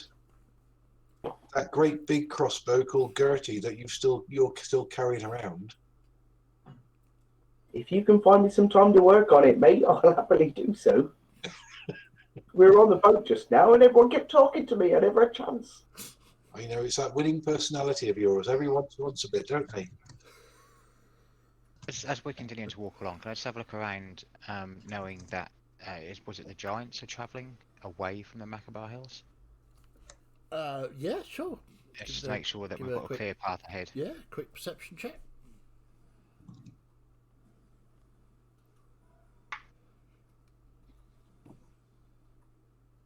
19. 19. Okay, so looking around, you're specifically looking for those big, sort of half-giant orc. Yeah, the types. half giants or like any tracks what obviously are leading out. See if that is happening. So as you're going along, I take it you're sort of heading towards the Makabar Hills and the part where they meet the mountains. Is that where you're going? Do you want me to put the map up again? Yeah, in my head it was just we got off the ship and basically we're going to where. So along the direction of the lightning dragon, basically. So yeah, basically, I'm just going to say you get off the ship around here. Yeah. And you're sort of walking northwards. Now the dragon you can see is around here, or was. He sort of seems to have circled round back into the Circle Mountains. But between the Makabar Hills and the mountains, it's where I assumed you were heading for. If you're not going that way, let me know, and you can go whichever way you want. Yeah, no, that was pretty much where. Okay. Okay, so we just move in just a little bit. So, yeah, so I'll say you're probably about here-ish. About there. Okay. How familiar are you with this area, Yorick, Gus? No, it's not. Well, you see those mountains there? We know everything the other side of them. Helpful then. We know nothing about this bit. Well, we're learning together then. In fact, the only person that would know, actually two people that would know anything about this area would be Trellador and Miet. Now, Trellador, you only know it through hearsay, rumour. You have some information that you know are facts. Miet, you have caravan stories and you've been down here before. But we all know after 59 sessions that no one ever asked the only person who has travelled the entire map for anything. This is true. This is very true. Getting there. So, yeah. We really should tap Wikipedia that we've got travelling with us. Yeah. Yeah. Catapedia. Catapedia. Mm-hmm. I mean, Catapedia could also offer up any information. There's nothing stopping that. No, she wouldn't do that. That doesn't sound like me yet. It's like, what's that? You have information relevant to the entire quest that everyone's going through? No, I don't need to say anything. Awesome. So, as you are travelling, Florian, you do look around. Sorry, I'm being attacked by the dog. She needs stroking, apparently. Yes, she does. She's correct. She does, indeed. So you notice, apart from obviously the dragon sort of wheeling away and up over the mountains, you see off to your left, towards where the Makabar Hills, where you can see it's more dusty and less green. And in fact, the whole area is now getting more and more sort of brown and sort of dark brown, sandy coloured. It's not quite sand yet, but it's that dust you get on arid plains. Yeah.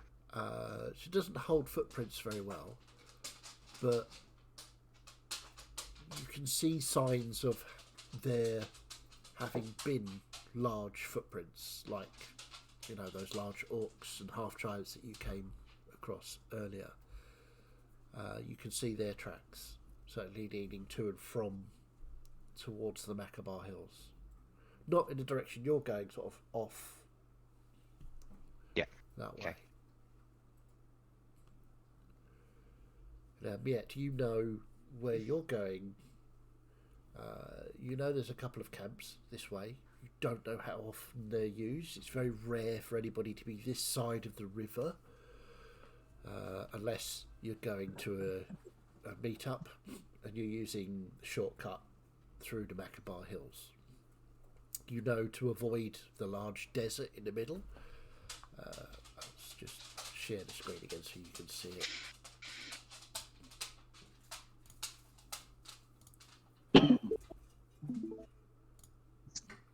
So this desert in here,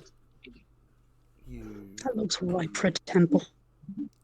I mean, it could be. You've never been there, but you know that that's best avoided. There is no way out of there. You know that there's a passage up here in this valley that leads out through and round. It's been a very long time since you or anybody you know has used that. Don't think you've ever used it, but you know of it. You know there's a way through. Sorry, I was going to say I shall relay the information to my companions and walk up front with Florian. Okay. So, have any of us been down this area? Miet, did you ever travel down here? Not for some time, but I have been through here before. Do you know anything we should expect to run into? Avoid the desert. Use the camps along the way. Given the effect the dragons are having on the mountains, the information I would have had about where we were likely to encounter people will not be as useful.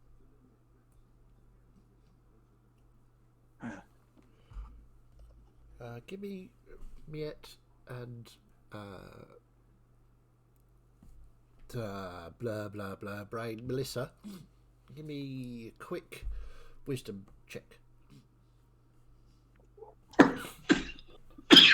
Give me something good at now.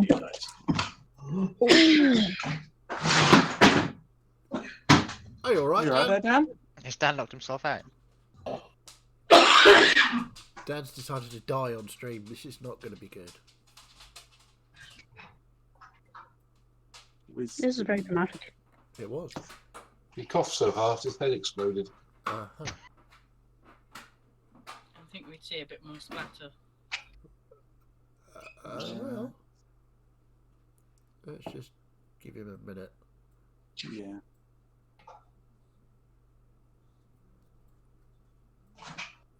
Well, I can hear things. Oh yeah, I'm alright, carry on. Oh, it could be Okay. crawling across the ground. Yeah, crawling Trying to towards get the I keep phone. my phone off, it's not like I didn't fall over. Alright. I tripped over my phone charging. Right, okay. We were concerned, was all. Right. Carry on. Okay, so, where did I get to? Yes, wisdom. Dice rolls. Yes. What did we get? 13. 13. Sorry, I got natural 20 for 19. No. And I'm just laughing at the comment on the Twitch. Oh, I'm missing one. I was like, we there's the we will level try of our compassion. best. We will. Let me just let's just mute him for a little bit so that he doesn't get. We don't actually hear him die on stream. That would be best, wouldn't it? That would be depressing. That would be awful. So This is where he's now calling for help and we can't hear him. yes, quite. Well, we'll see his screen flash, but it'll be good. So natural 20 for 19. You know and figure that actually, and you're back. Are you all right? You all good, Dan? Yeah. Okay. Yeah. Good. We were quite concerned about our viewership spiking because. Well, because you lose a viewer. No. That The was- damage will snuff. Yeah, everybody on the internet would go, "Oh, somebody's dying, quick," which would be very bad, especially for you and us because we love you. But anyway, getting back to this dice roll, you would Yes.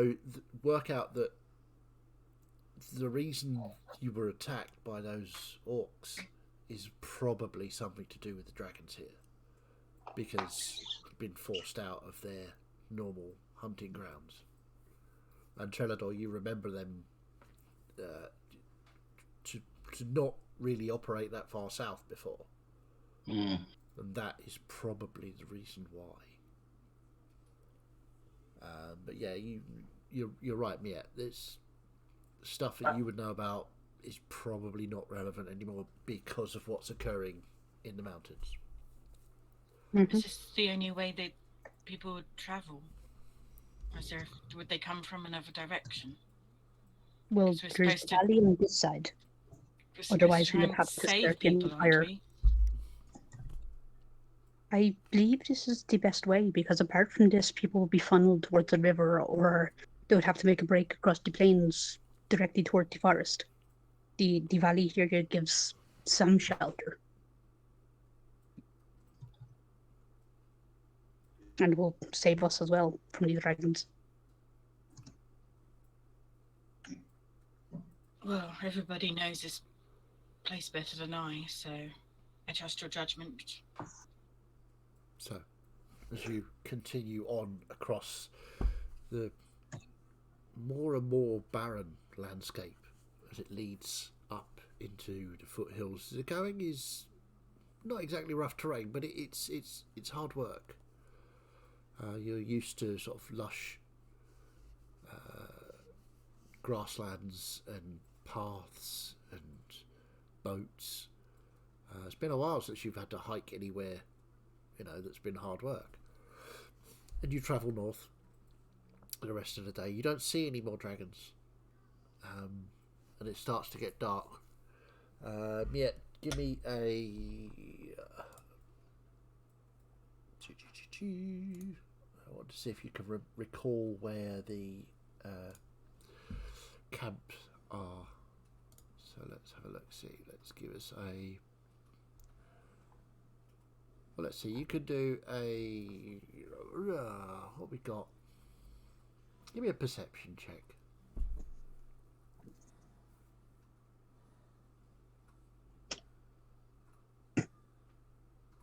How quickly the dice turn, as that was only a 9. A 9.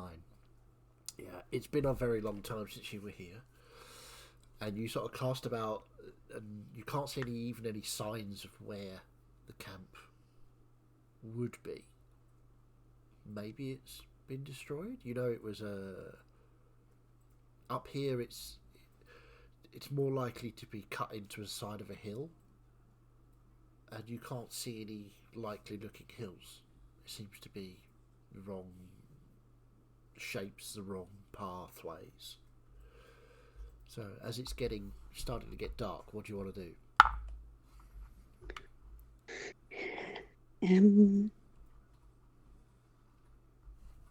I will turn to Florian, and I will suggest to him, I am not...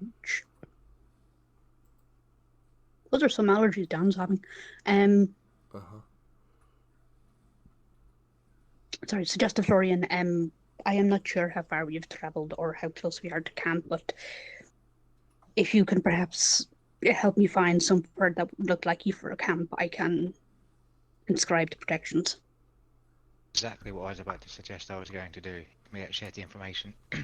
So I'd either look for somewhere which was suitable to stay, or I would look knowing kind of what. Been to a few camp entrances with Miette. Yep. Looking for something Okay. like that along the way as well. Make me a perception check, please. Actually, you can have it with advantage as Miette is assisting. There you go. Ooh, natural 19. 22 then. Yeah, not a problem. As Miette sort of explains her difficulty in trying to locate a camp, you say, well, wouldn't that hill there be a prime place? Based on the knowledge of ones that you've had before. And Miette, you look over and go, yeah, it's slightly embarrassing. You didn't see that one before, but you could probably style it out if you want to.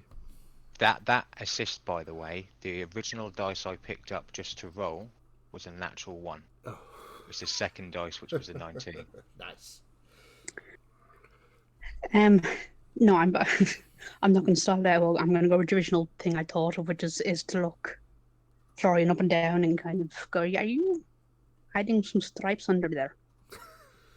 As far as I'm aware, but I mean, I now have a big chunk of my chest out for no apparent reason, apart from being part of a big plan, but maybe we'll have a check in the morning. I think we might need to. And I will lead the way in. Okay. So you lead the way in. It's different from most of the camps you've encountered before. This one seems to be a series of... you walk towards what appears to be the side of a hill. And as you get close, there's a sort of passageway off to the right. And then it ends abruptly. And then it switches for left and round. It's like a small, almost a sort of zigzag of entrance into this hill. But it's from outside, you couldn't tell. It's so well disguised. And again, as you walk through Miette, you unconsciously just trace with your finger, your claw, the runes on your way in. And you notice something different about them this time. Each one of them, when you trace it, just glows. Sort of starts off a sort of dull yellow, then glows orange, then red, and then fades back again. That's new. It is. You've not seen that before. Mm-hmm. Is it something we need to be worried about? As well as everything else, sure, why not? Fair assessment. So you get into the camp. It's a normal tabaxi setup. It's a little smaller than normal, but it's got the same amenities. It's got a carefully banked and hidden fire pit where the smoke can be dissipated out. It's almost fully enclosed. There's just a small space where you can see the outside world. You can see up at the stars. But there are sleeping quarters. There's a dried foods store. There's a first aid store as well. All the normal amenities you get in one of these tabaxi camps that you've seen before. It is, of course, unoccupied currently. Well, that's all you look at it. Here. It's all nice and homely. I was going to suggest I will do my usual. Sorry, Brian. That does. That's all I was going to say is at least we can get a good night's rest here and go up against whatever we got tomorrow. Can I cast a look over at Teledor? How is his chest looking? Yep. You see Trelador, while he's not struggling to move, you can see that it is obvious he is wounded. with the rough terrain and the harsh going that it's been, you can see there's a lot more blood coming out. And make a perception check for me.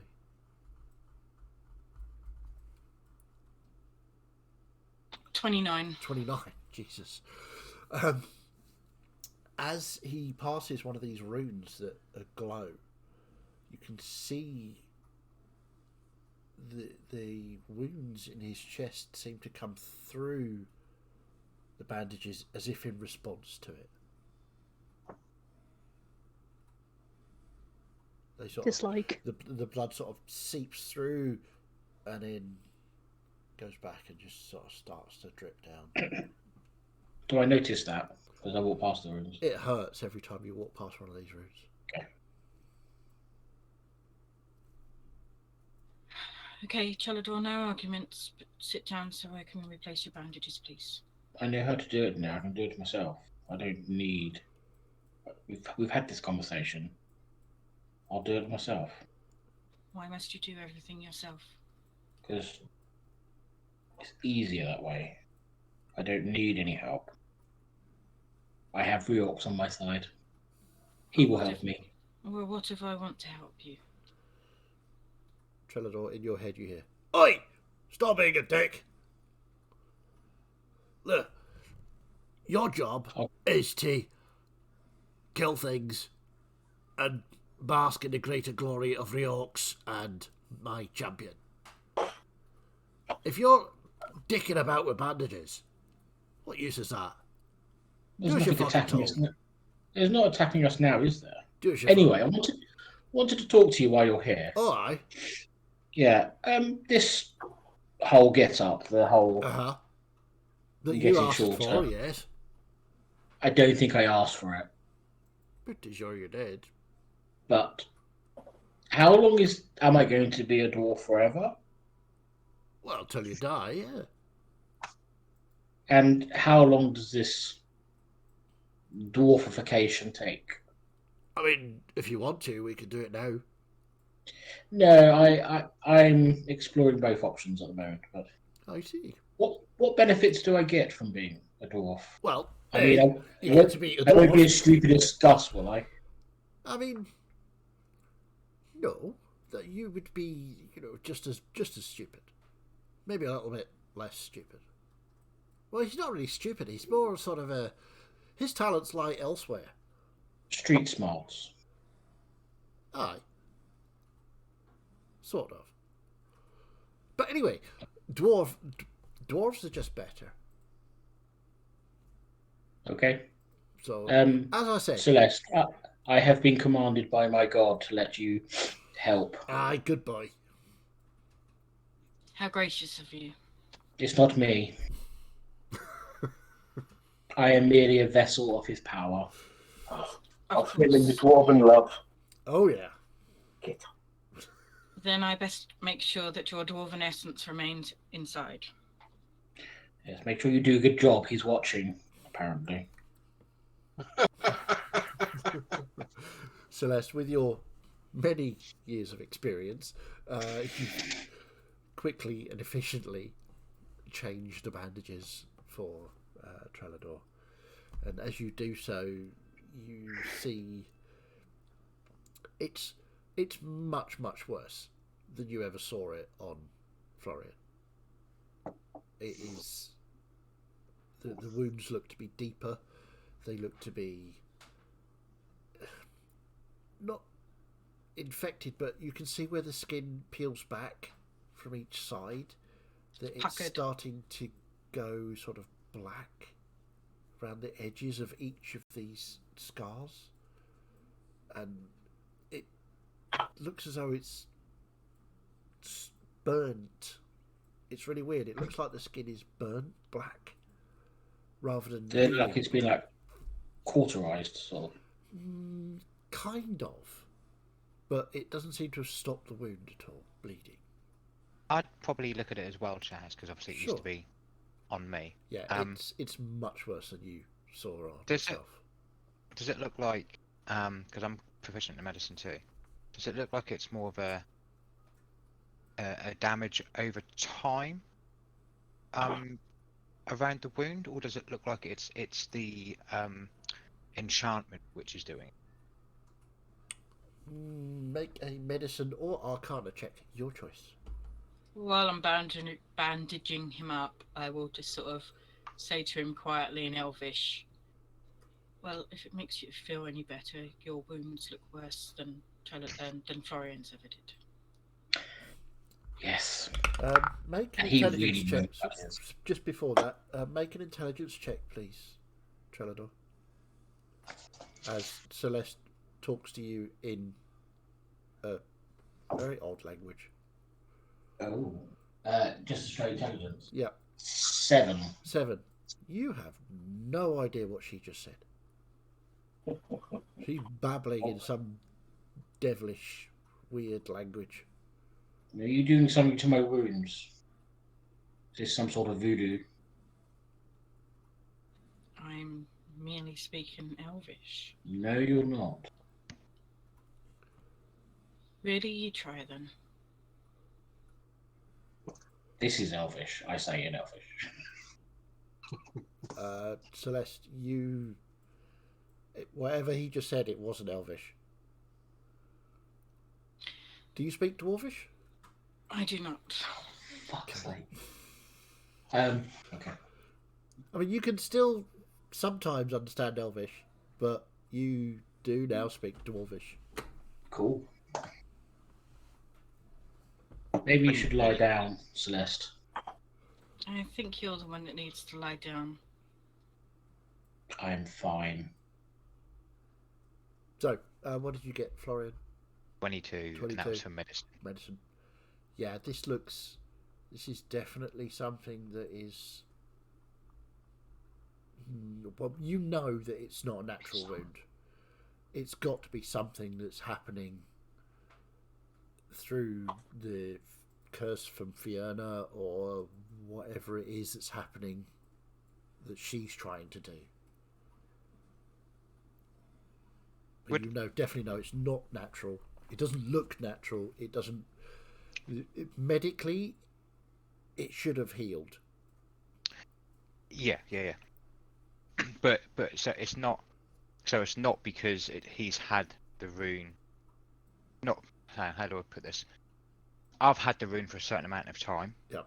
It was transferred from me to him, so that time for the curse is just transferred. Yep. So there's no gap. It's not like it started again.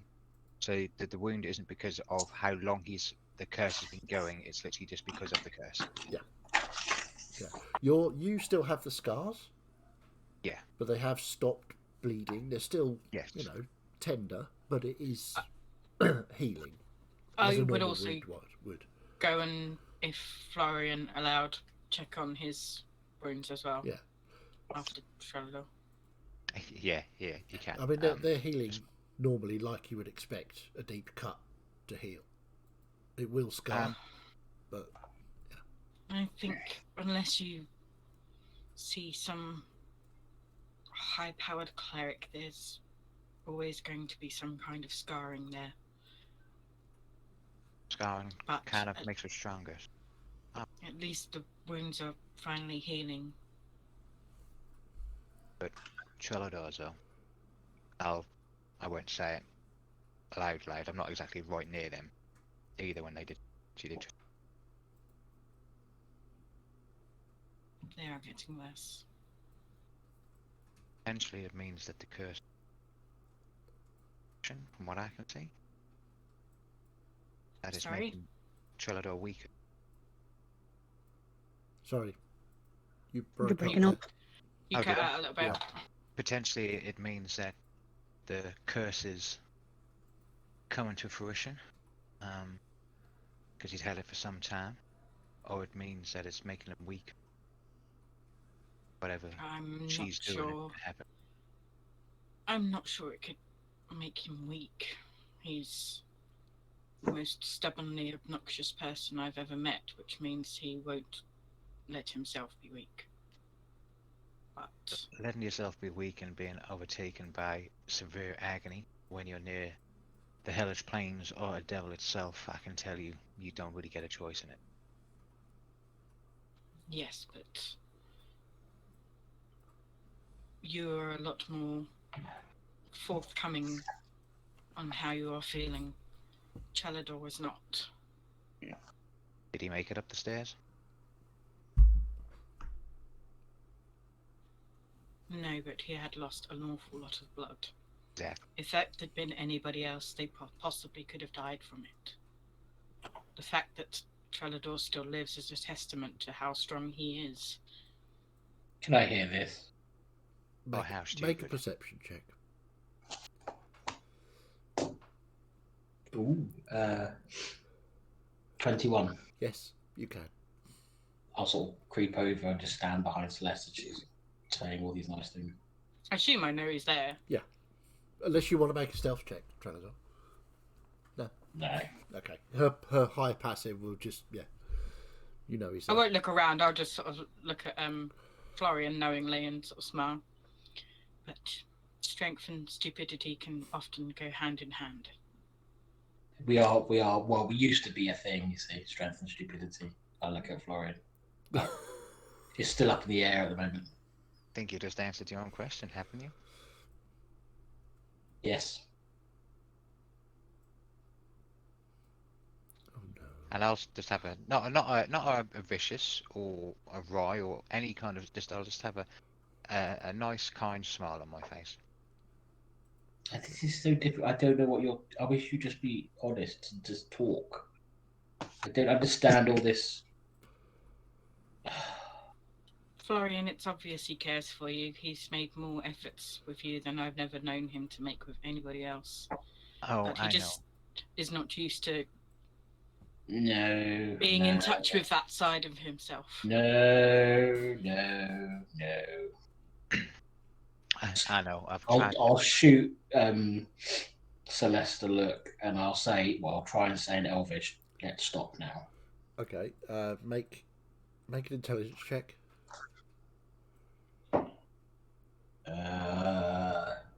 3. Pure dwarfish. Have you been drinking again, Trillador? No.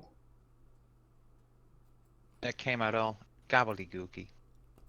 Are you gonna say this every single time I do that one time you had a drink? You're gonna bring it up every single time. I will leave you two to talk.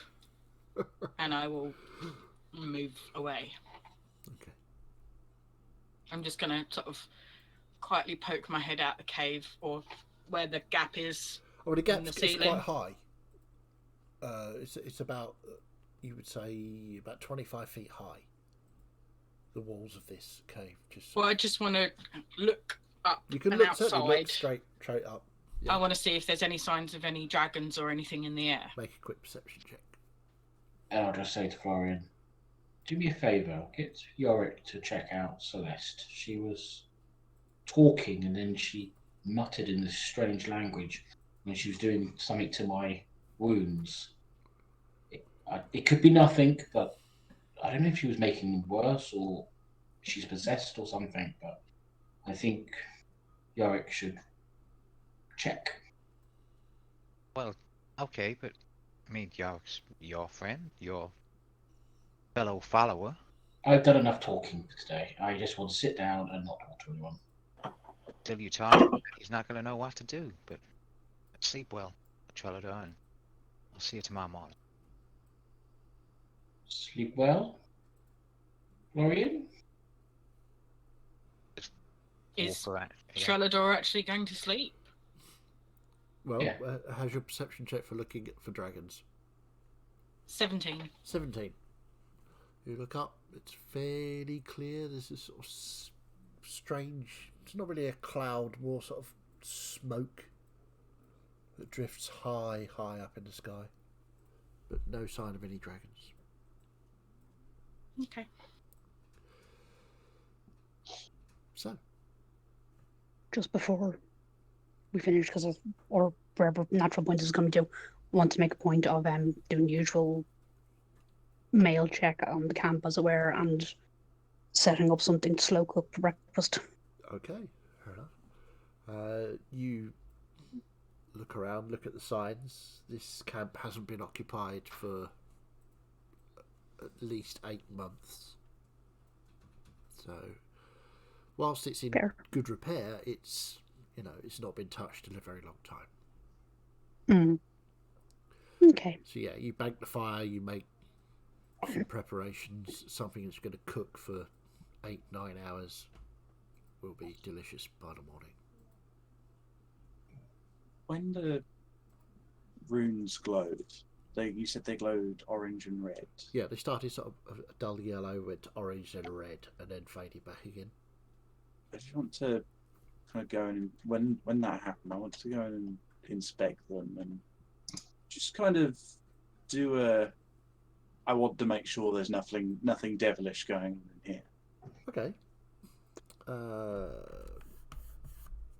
Okay, so what is it you're going to do then?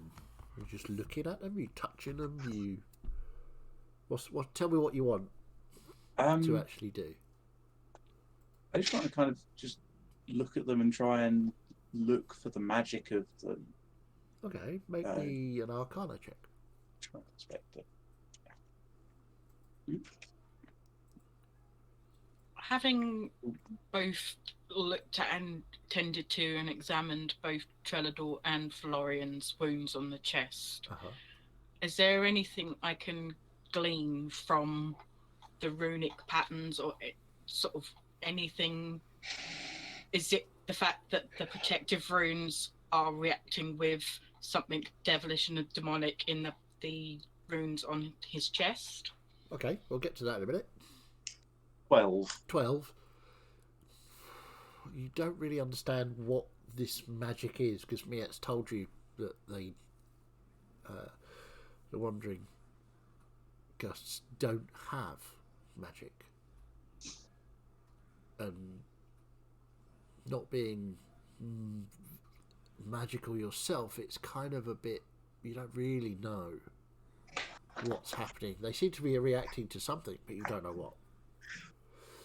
I'll eye them with suspicion and then go sit down. Okay. Consider them suspiciously eyed.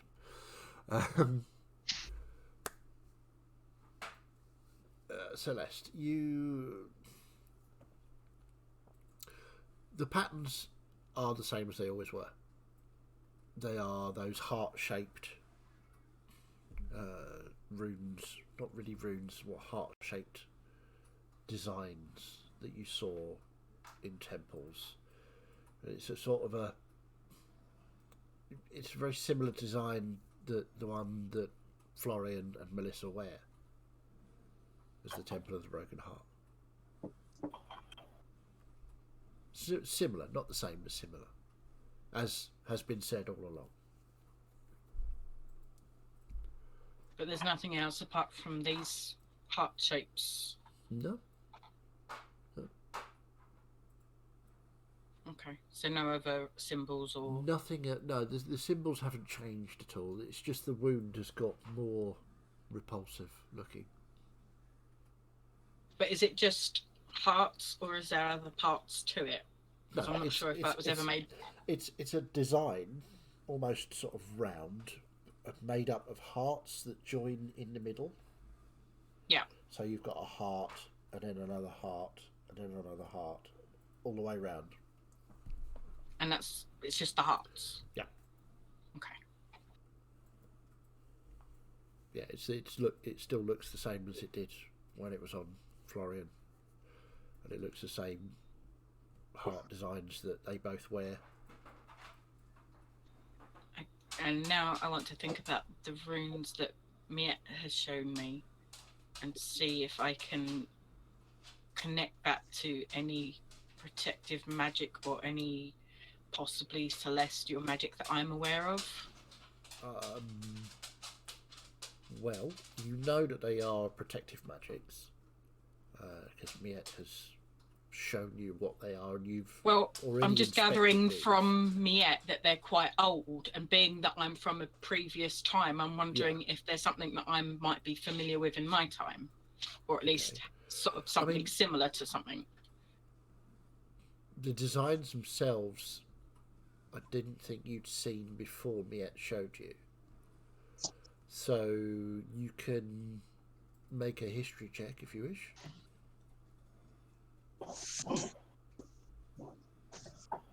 14. 14. I mean, it's not something you've seen before you met me at. The protective magics themselves seem... I mean, it seems logical to you that they would be protective runes. Not really an area of your expertise, but it's certainly some kind of arcana, or some kind of protective magics, but not something that you've come across. Okay.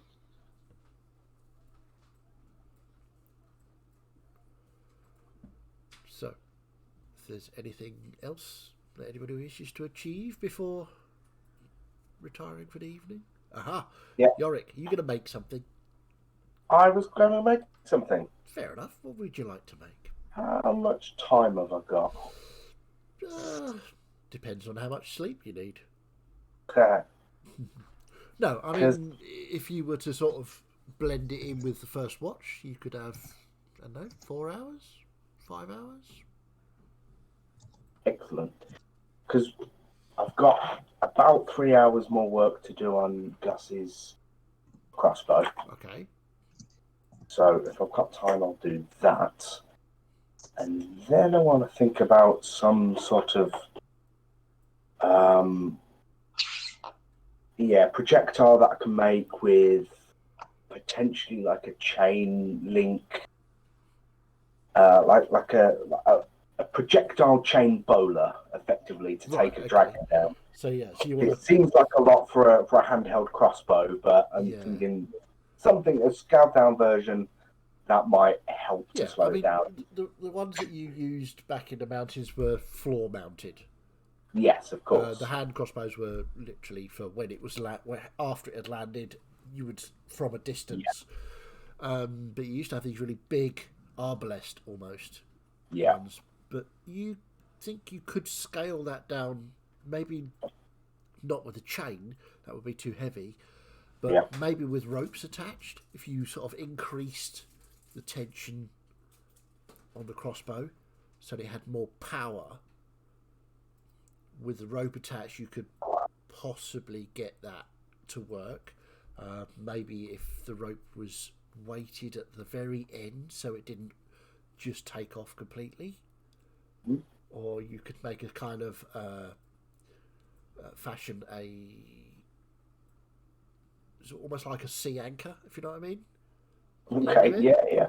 So that when the bolt, like a grappling hook. Yeah, kind of. So when the arrow flew over the top of the dragon, it would itself. Catch in, and then So the idea would be to make the head of the arrow heavier, so that it dived after. Yes. So that it would take on. That sounds better. A sort of self-contained grappling hook situation that can hook itself. Yeah. That seems like it might work handheld. Okay. For that, I know you can make stuff. Yep.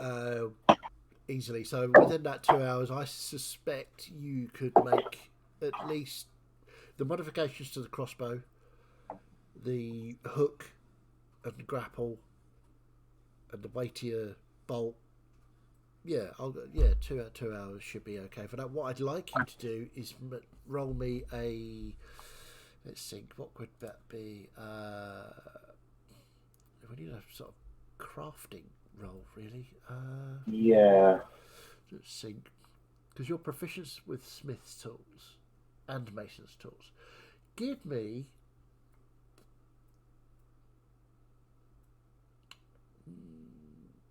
Give me a survival check plus your proficiency. I've already got proficiency on survival, so am I adding it again? Adding it again. Because of your experience on because you used to maintain these things, the bigger versions, so scaling it down shouldn't be a problem. It's just getting it to work with that crossbow is the difficult part. So getting the weights right. Cool. So that's the element of chance here. Yeah. Because you're not able to test it yet. Mm. Right, well, first roll of the year. Hey! It's not good. Oh no. It's a 3 on the dice. So total 13. Total 13. So you Can I be on first watch with him and give him my inspiration?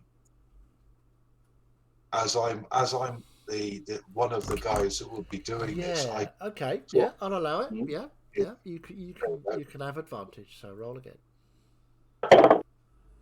There you go. I'll just get rid of my inspiration then. There we go. Okay. It's still single figures, but total 18 this 18. time. That's better.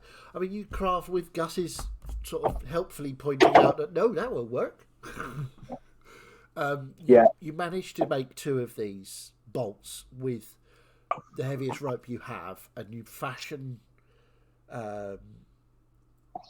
What materials do you have? Actually, I've got some pitons and some rope I can give him. yeah. Yeah. But you've got something. I'm happy to give up like a fabricate spell slot to turn stuff into stuff I need. Sure. I'm just wondering if you've got anything. I've got a mace that I could. I've got my old breastplate, which could be hammered into something quite Yeah. workable. Okay. Taking Gus's breastplate and your mace, you managed to fashion, I'll say 3 of these then, because that's quite a lot of metal. But of course, we'll take the gems out of the breastplate first. Obviously. Duh. So yeah, I'll say you've managed to create 3 of these. Okay. Whether they work or not, we'll have to wait and see. We'll see at the time. But theoretically, they should. Theoretically. Oh, I've got to get rid of my magic jumbo blocks as well, haven't I? Because they disappeared. Yeah. Okay, so with those 2 on first watch, I'm assuming everybody else either meditates or goes to sleep. Celeste. Before I do that, I want to cast locate creature and make sure that Lork is not within 1,000 feet of me. Okay. And you can locate any creature, can you? I just got to describe or name a creature that is familiar to you. Okay, yeah, well, he's fairly familiar to you. Yeah. If he's within 1,000 feet of me, I know the direction and I can know if he's moving, what direction is his movement. Okay. He does not seem to be within 1,000 feet of you. Okay. Okay. With that, I will rest easier. Okay. So, unless there's anybody else wanting to do anything, I the dwarves do want to make preparations for my meditation to attempt to try and contact Reorx again. Okay. Restraining order level. Did you want my help? You're busy. You're so very I'll- busy, so yeah. No, fair. Okay. Which would mean doing guidance on myself as well to try and help so get a connection. How are you attempting to talk to Reorx? I will start off by thinking about things that I know Reorx likes. So, Yorick, beer, making things using metal and fire. Right, okay. So, you sit and concentrate on these things and try and reach out to Reorx. So what words are you using?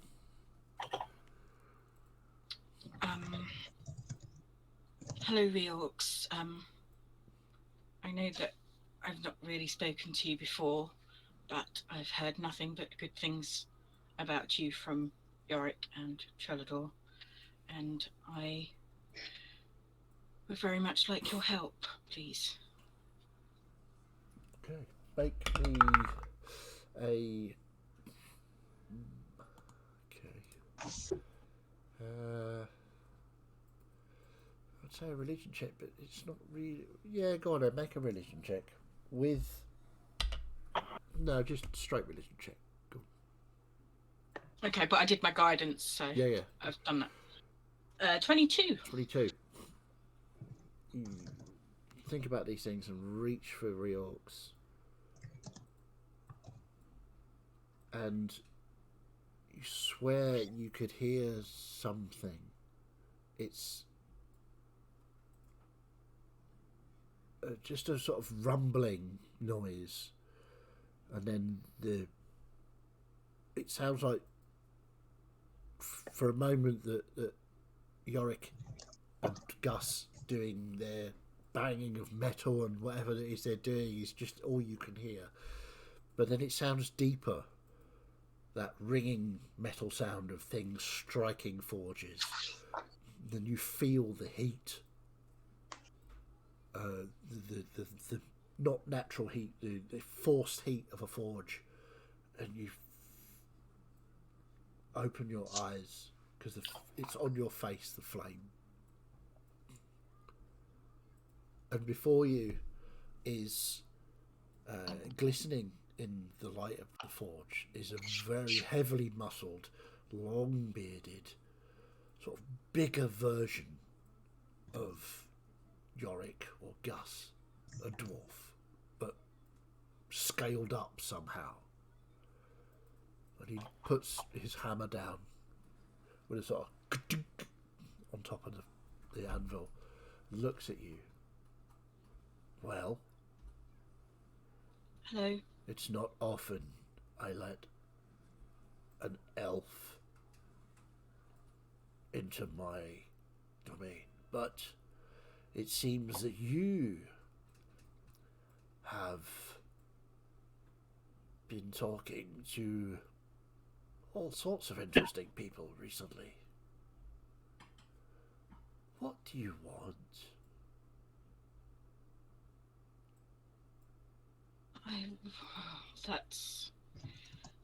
There are many things, but I'll try for one.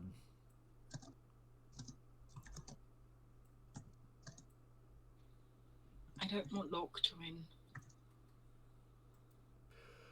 Well, then you need to be listening to your companions. Yorick already knows what to do.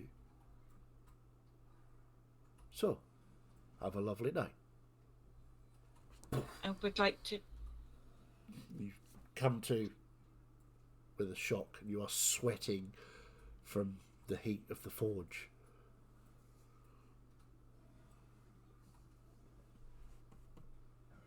But the Reorx is not there.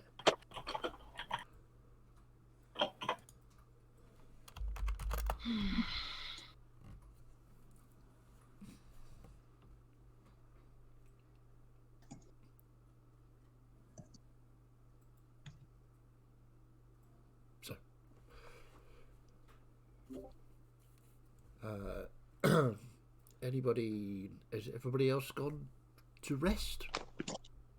Yep. Okay.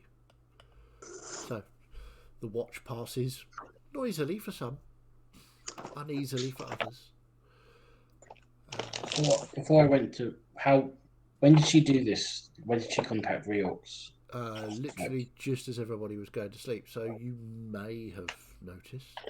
All I want to know, was I included in the conference call as Yorick is? Did I notice? No, you were not. No, okay. That's fine.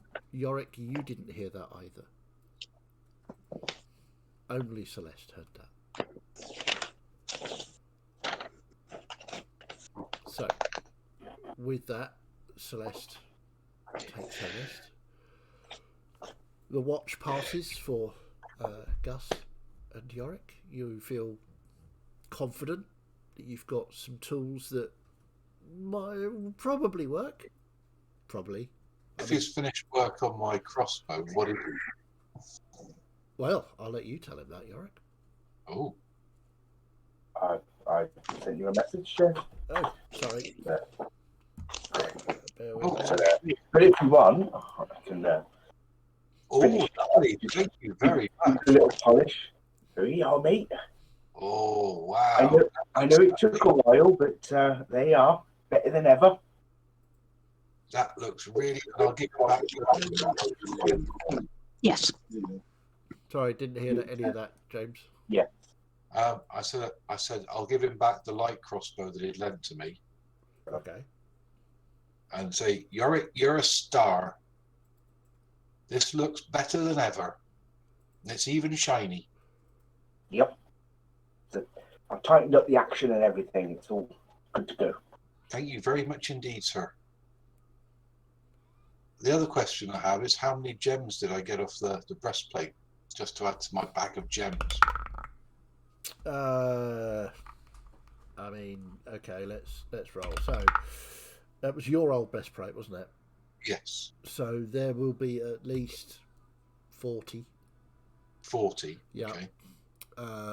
There will be a mixture of rubies, sapphires, emeralds. There's a couple of diamonds in there. Do you want to just give me an overall gold price for that, and I'll just add it to the other one? Well, if there were diamonds in there, that might be good to know separately. Yeah. Okay. So I'll say that there overall, you've probably got about, let's see, about 30,000 gold's worth of jewels. Jesus. I mean, dwarf breastplates are Okay, I literally wasn't covered in them, and they're not small; they're big. Oh, you got. Let's do where a we're quick. from. How many diamonds? Say thank you, James. This is the most he's given anybody or all of us Ever. in one campaign ever. Thank you, James. Seven diamonds amongst those. So the other 33 are. Let's see. You've got 14 rubies. Oh, hold on. Let me write this down. 14 rubies. 9 sapphires. 9 sapphire. Okay. And the rest are emeralds. So that'll be This 23. makes me feel somewhat less bad about spending that massive diamond. 10 emeralds. And I'll give the 7 diamonds to Yorick, because I'm sure his eyes would have lit up when he saw them. Yeah, I mean, they're diamonds. They're worth, I don't know, 300-400 gold each. So that's 2,000, say 2,600 for the diamonds. 2.5 resurrections. Sorry? I said 2.5 resurrections. 7 resurrections. Is it? Depends how quickly you get to them. 1 diamond. All right. 1 diamond, 1 I thought it was 1,000 gold per diamond. One diamond verse, which is worth 300 gold pieces. Does say, 2 clerics Yeah. to escort people. typically says 300. If you get to them within a minute, it's cheaper. But if it takes longer, That then makes it's sense. more expensive. Well, I can't do it if it takes longer. Okay. But yeah, that comes later. So yeah, that's the stuff that you recovered from the breastplate. Yeah. I've got 2 other bags of gems as well. I've got loads of them. Yeah. Well, like as we discussed at the start of the campaign, money means nothing to dwarves. Yeah, absolutely. Because they're pretty, you put them on the armour. Yeah. That was it. Yeah, you basically got walking banks travelling with your party. They're covered in it. Yeah, from now on the hotel bills are on them. Yeah. I've just From us at least. envisioned the dwarfs walking along with all this ruby and sapphire and diamond plated armor, just doing an absolute ultra box, just looking down at it, going, "You mean nothing to me? Doesn't matter. No. Doesn't matter." So, Well, there was a reason why there was someone who snuck up and was trying to steal jimmy it. some of them off of their. I was thinking about him as well, yeah. So, with the end of your watch approaching, we will leave it here for tonight, as we're 10:10. So, that's it for the first episode of the new year. Thank you very much for playing. Yeah, you've been awesome. Thank you. So, Yeah, a thank lot you. to Back to unpack. bang. Miette, you're up next for the recap next week. I'm very aware. Good luck with that. Thank you.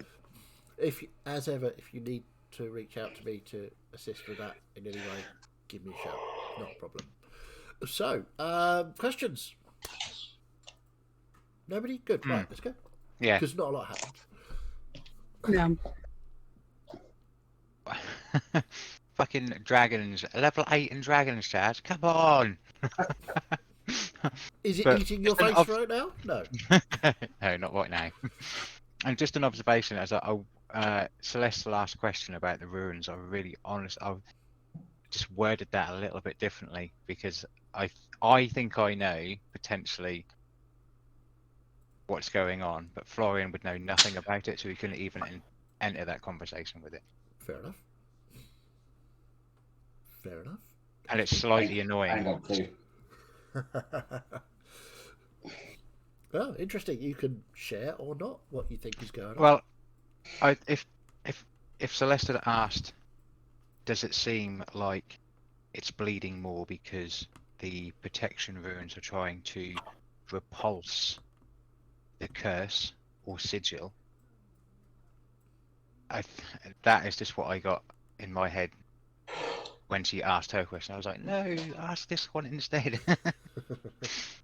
I did wonder if he was wearing one of Miet's pendants. But they've not been Should proven be. to be completely so powerful, have they? And we all know the runes in the camps are a pardon lot me. stronger. I didn't mean like that, but the They're the runes in the same camp are a lot runes. stronger.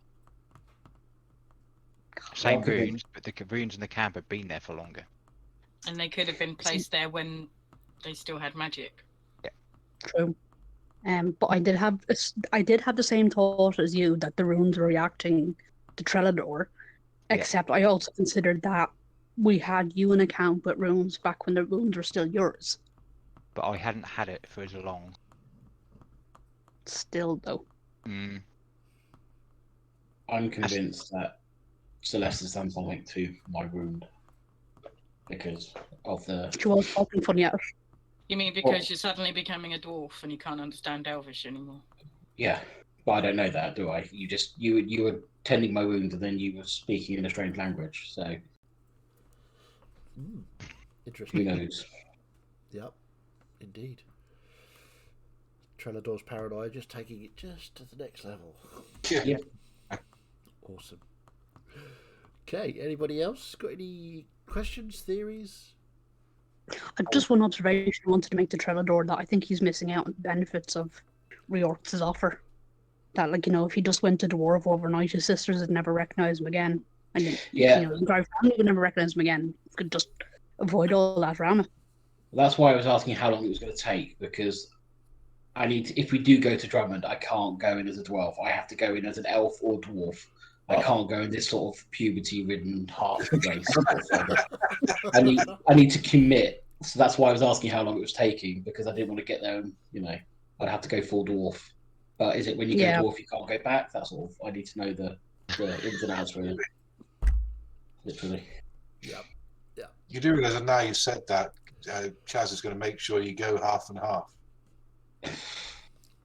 Well, I'm half and half at the moment. Well, I'm what, 20%? 20% dwarf at the moment, but Something like rising. that. Yeah. Well, not rising. Yeah. Falling, perhaps. Shrinking. The amount of elf is falling, Yeah. Yes. literally and figuratively. Yeah. So, anyone else? No more questions, observations? No? It's just Plenty dragons. talk, We've got to try and Aye. stop this war on dragons, haven't we? And what dragons and dwarves. And from that first contact from a big dragon, it was saying, we eat dwarves, we kill them. I'm not entirely sure how I meant to win round a race. Just because Reorx has said so. Yeah, a race that has a fairly valid reason to hate dwarves, in fairness. Completely. You know, we'll just go in, we'll deal with the situation, we'll make the dwarves and the dragons really friendly. Next up, we can go and fix Palestine. All good. Couple of beers, chat the breed. We don't eat pigs. You don't eat pigs. We don't eat pigs together. Classic Tim. Tim mentioned. I love him. Awesome. Okay, so leaving Tim Minchin aside, anything else anybody wants to add before we end the stream? I don't think so. Nothing coherent. I'm just Gonna miss the wet cat. Yes, Yeah. the wet cat And a- going. The strange wet cat. Just concerned about Bridris, how that's going to go. I'm absolutely sure it's going to bite me on the arse, literally, at some point. Gus struggling to be a good mother. I know you were waiting for a certain point, and I don't know what that point is, so I might as well end it in 2023 in good old fashioned like 2022. Do we level up? No. Fair enough. I mean, Worth a try. it's always worth a try, and you've got to ask it. Somebody's got to ask it every week. It's usually you. Yeah. But no, unfortunately not. So, once again, thank you all very much for playing. You're all fabulous at this game. I really like it. It's been a really good session this evening. Thank you. We will, of course, be back here on Sunday for the next instalment of The Investigators. Indeed, that will be fun. There's lots going on there, so that's going to be interesting. And then, of course, we'll be back here next week on Tuesday at the same time for Helloran Rising episode 60. Don't miss it, because, dragons. Dragons, yay! I love dragons. Don't know if everybody noticed that. I really like it. So, have a fabulous week, everybody. We will see you very soon. Bye bye.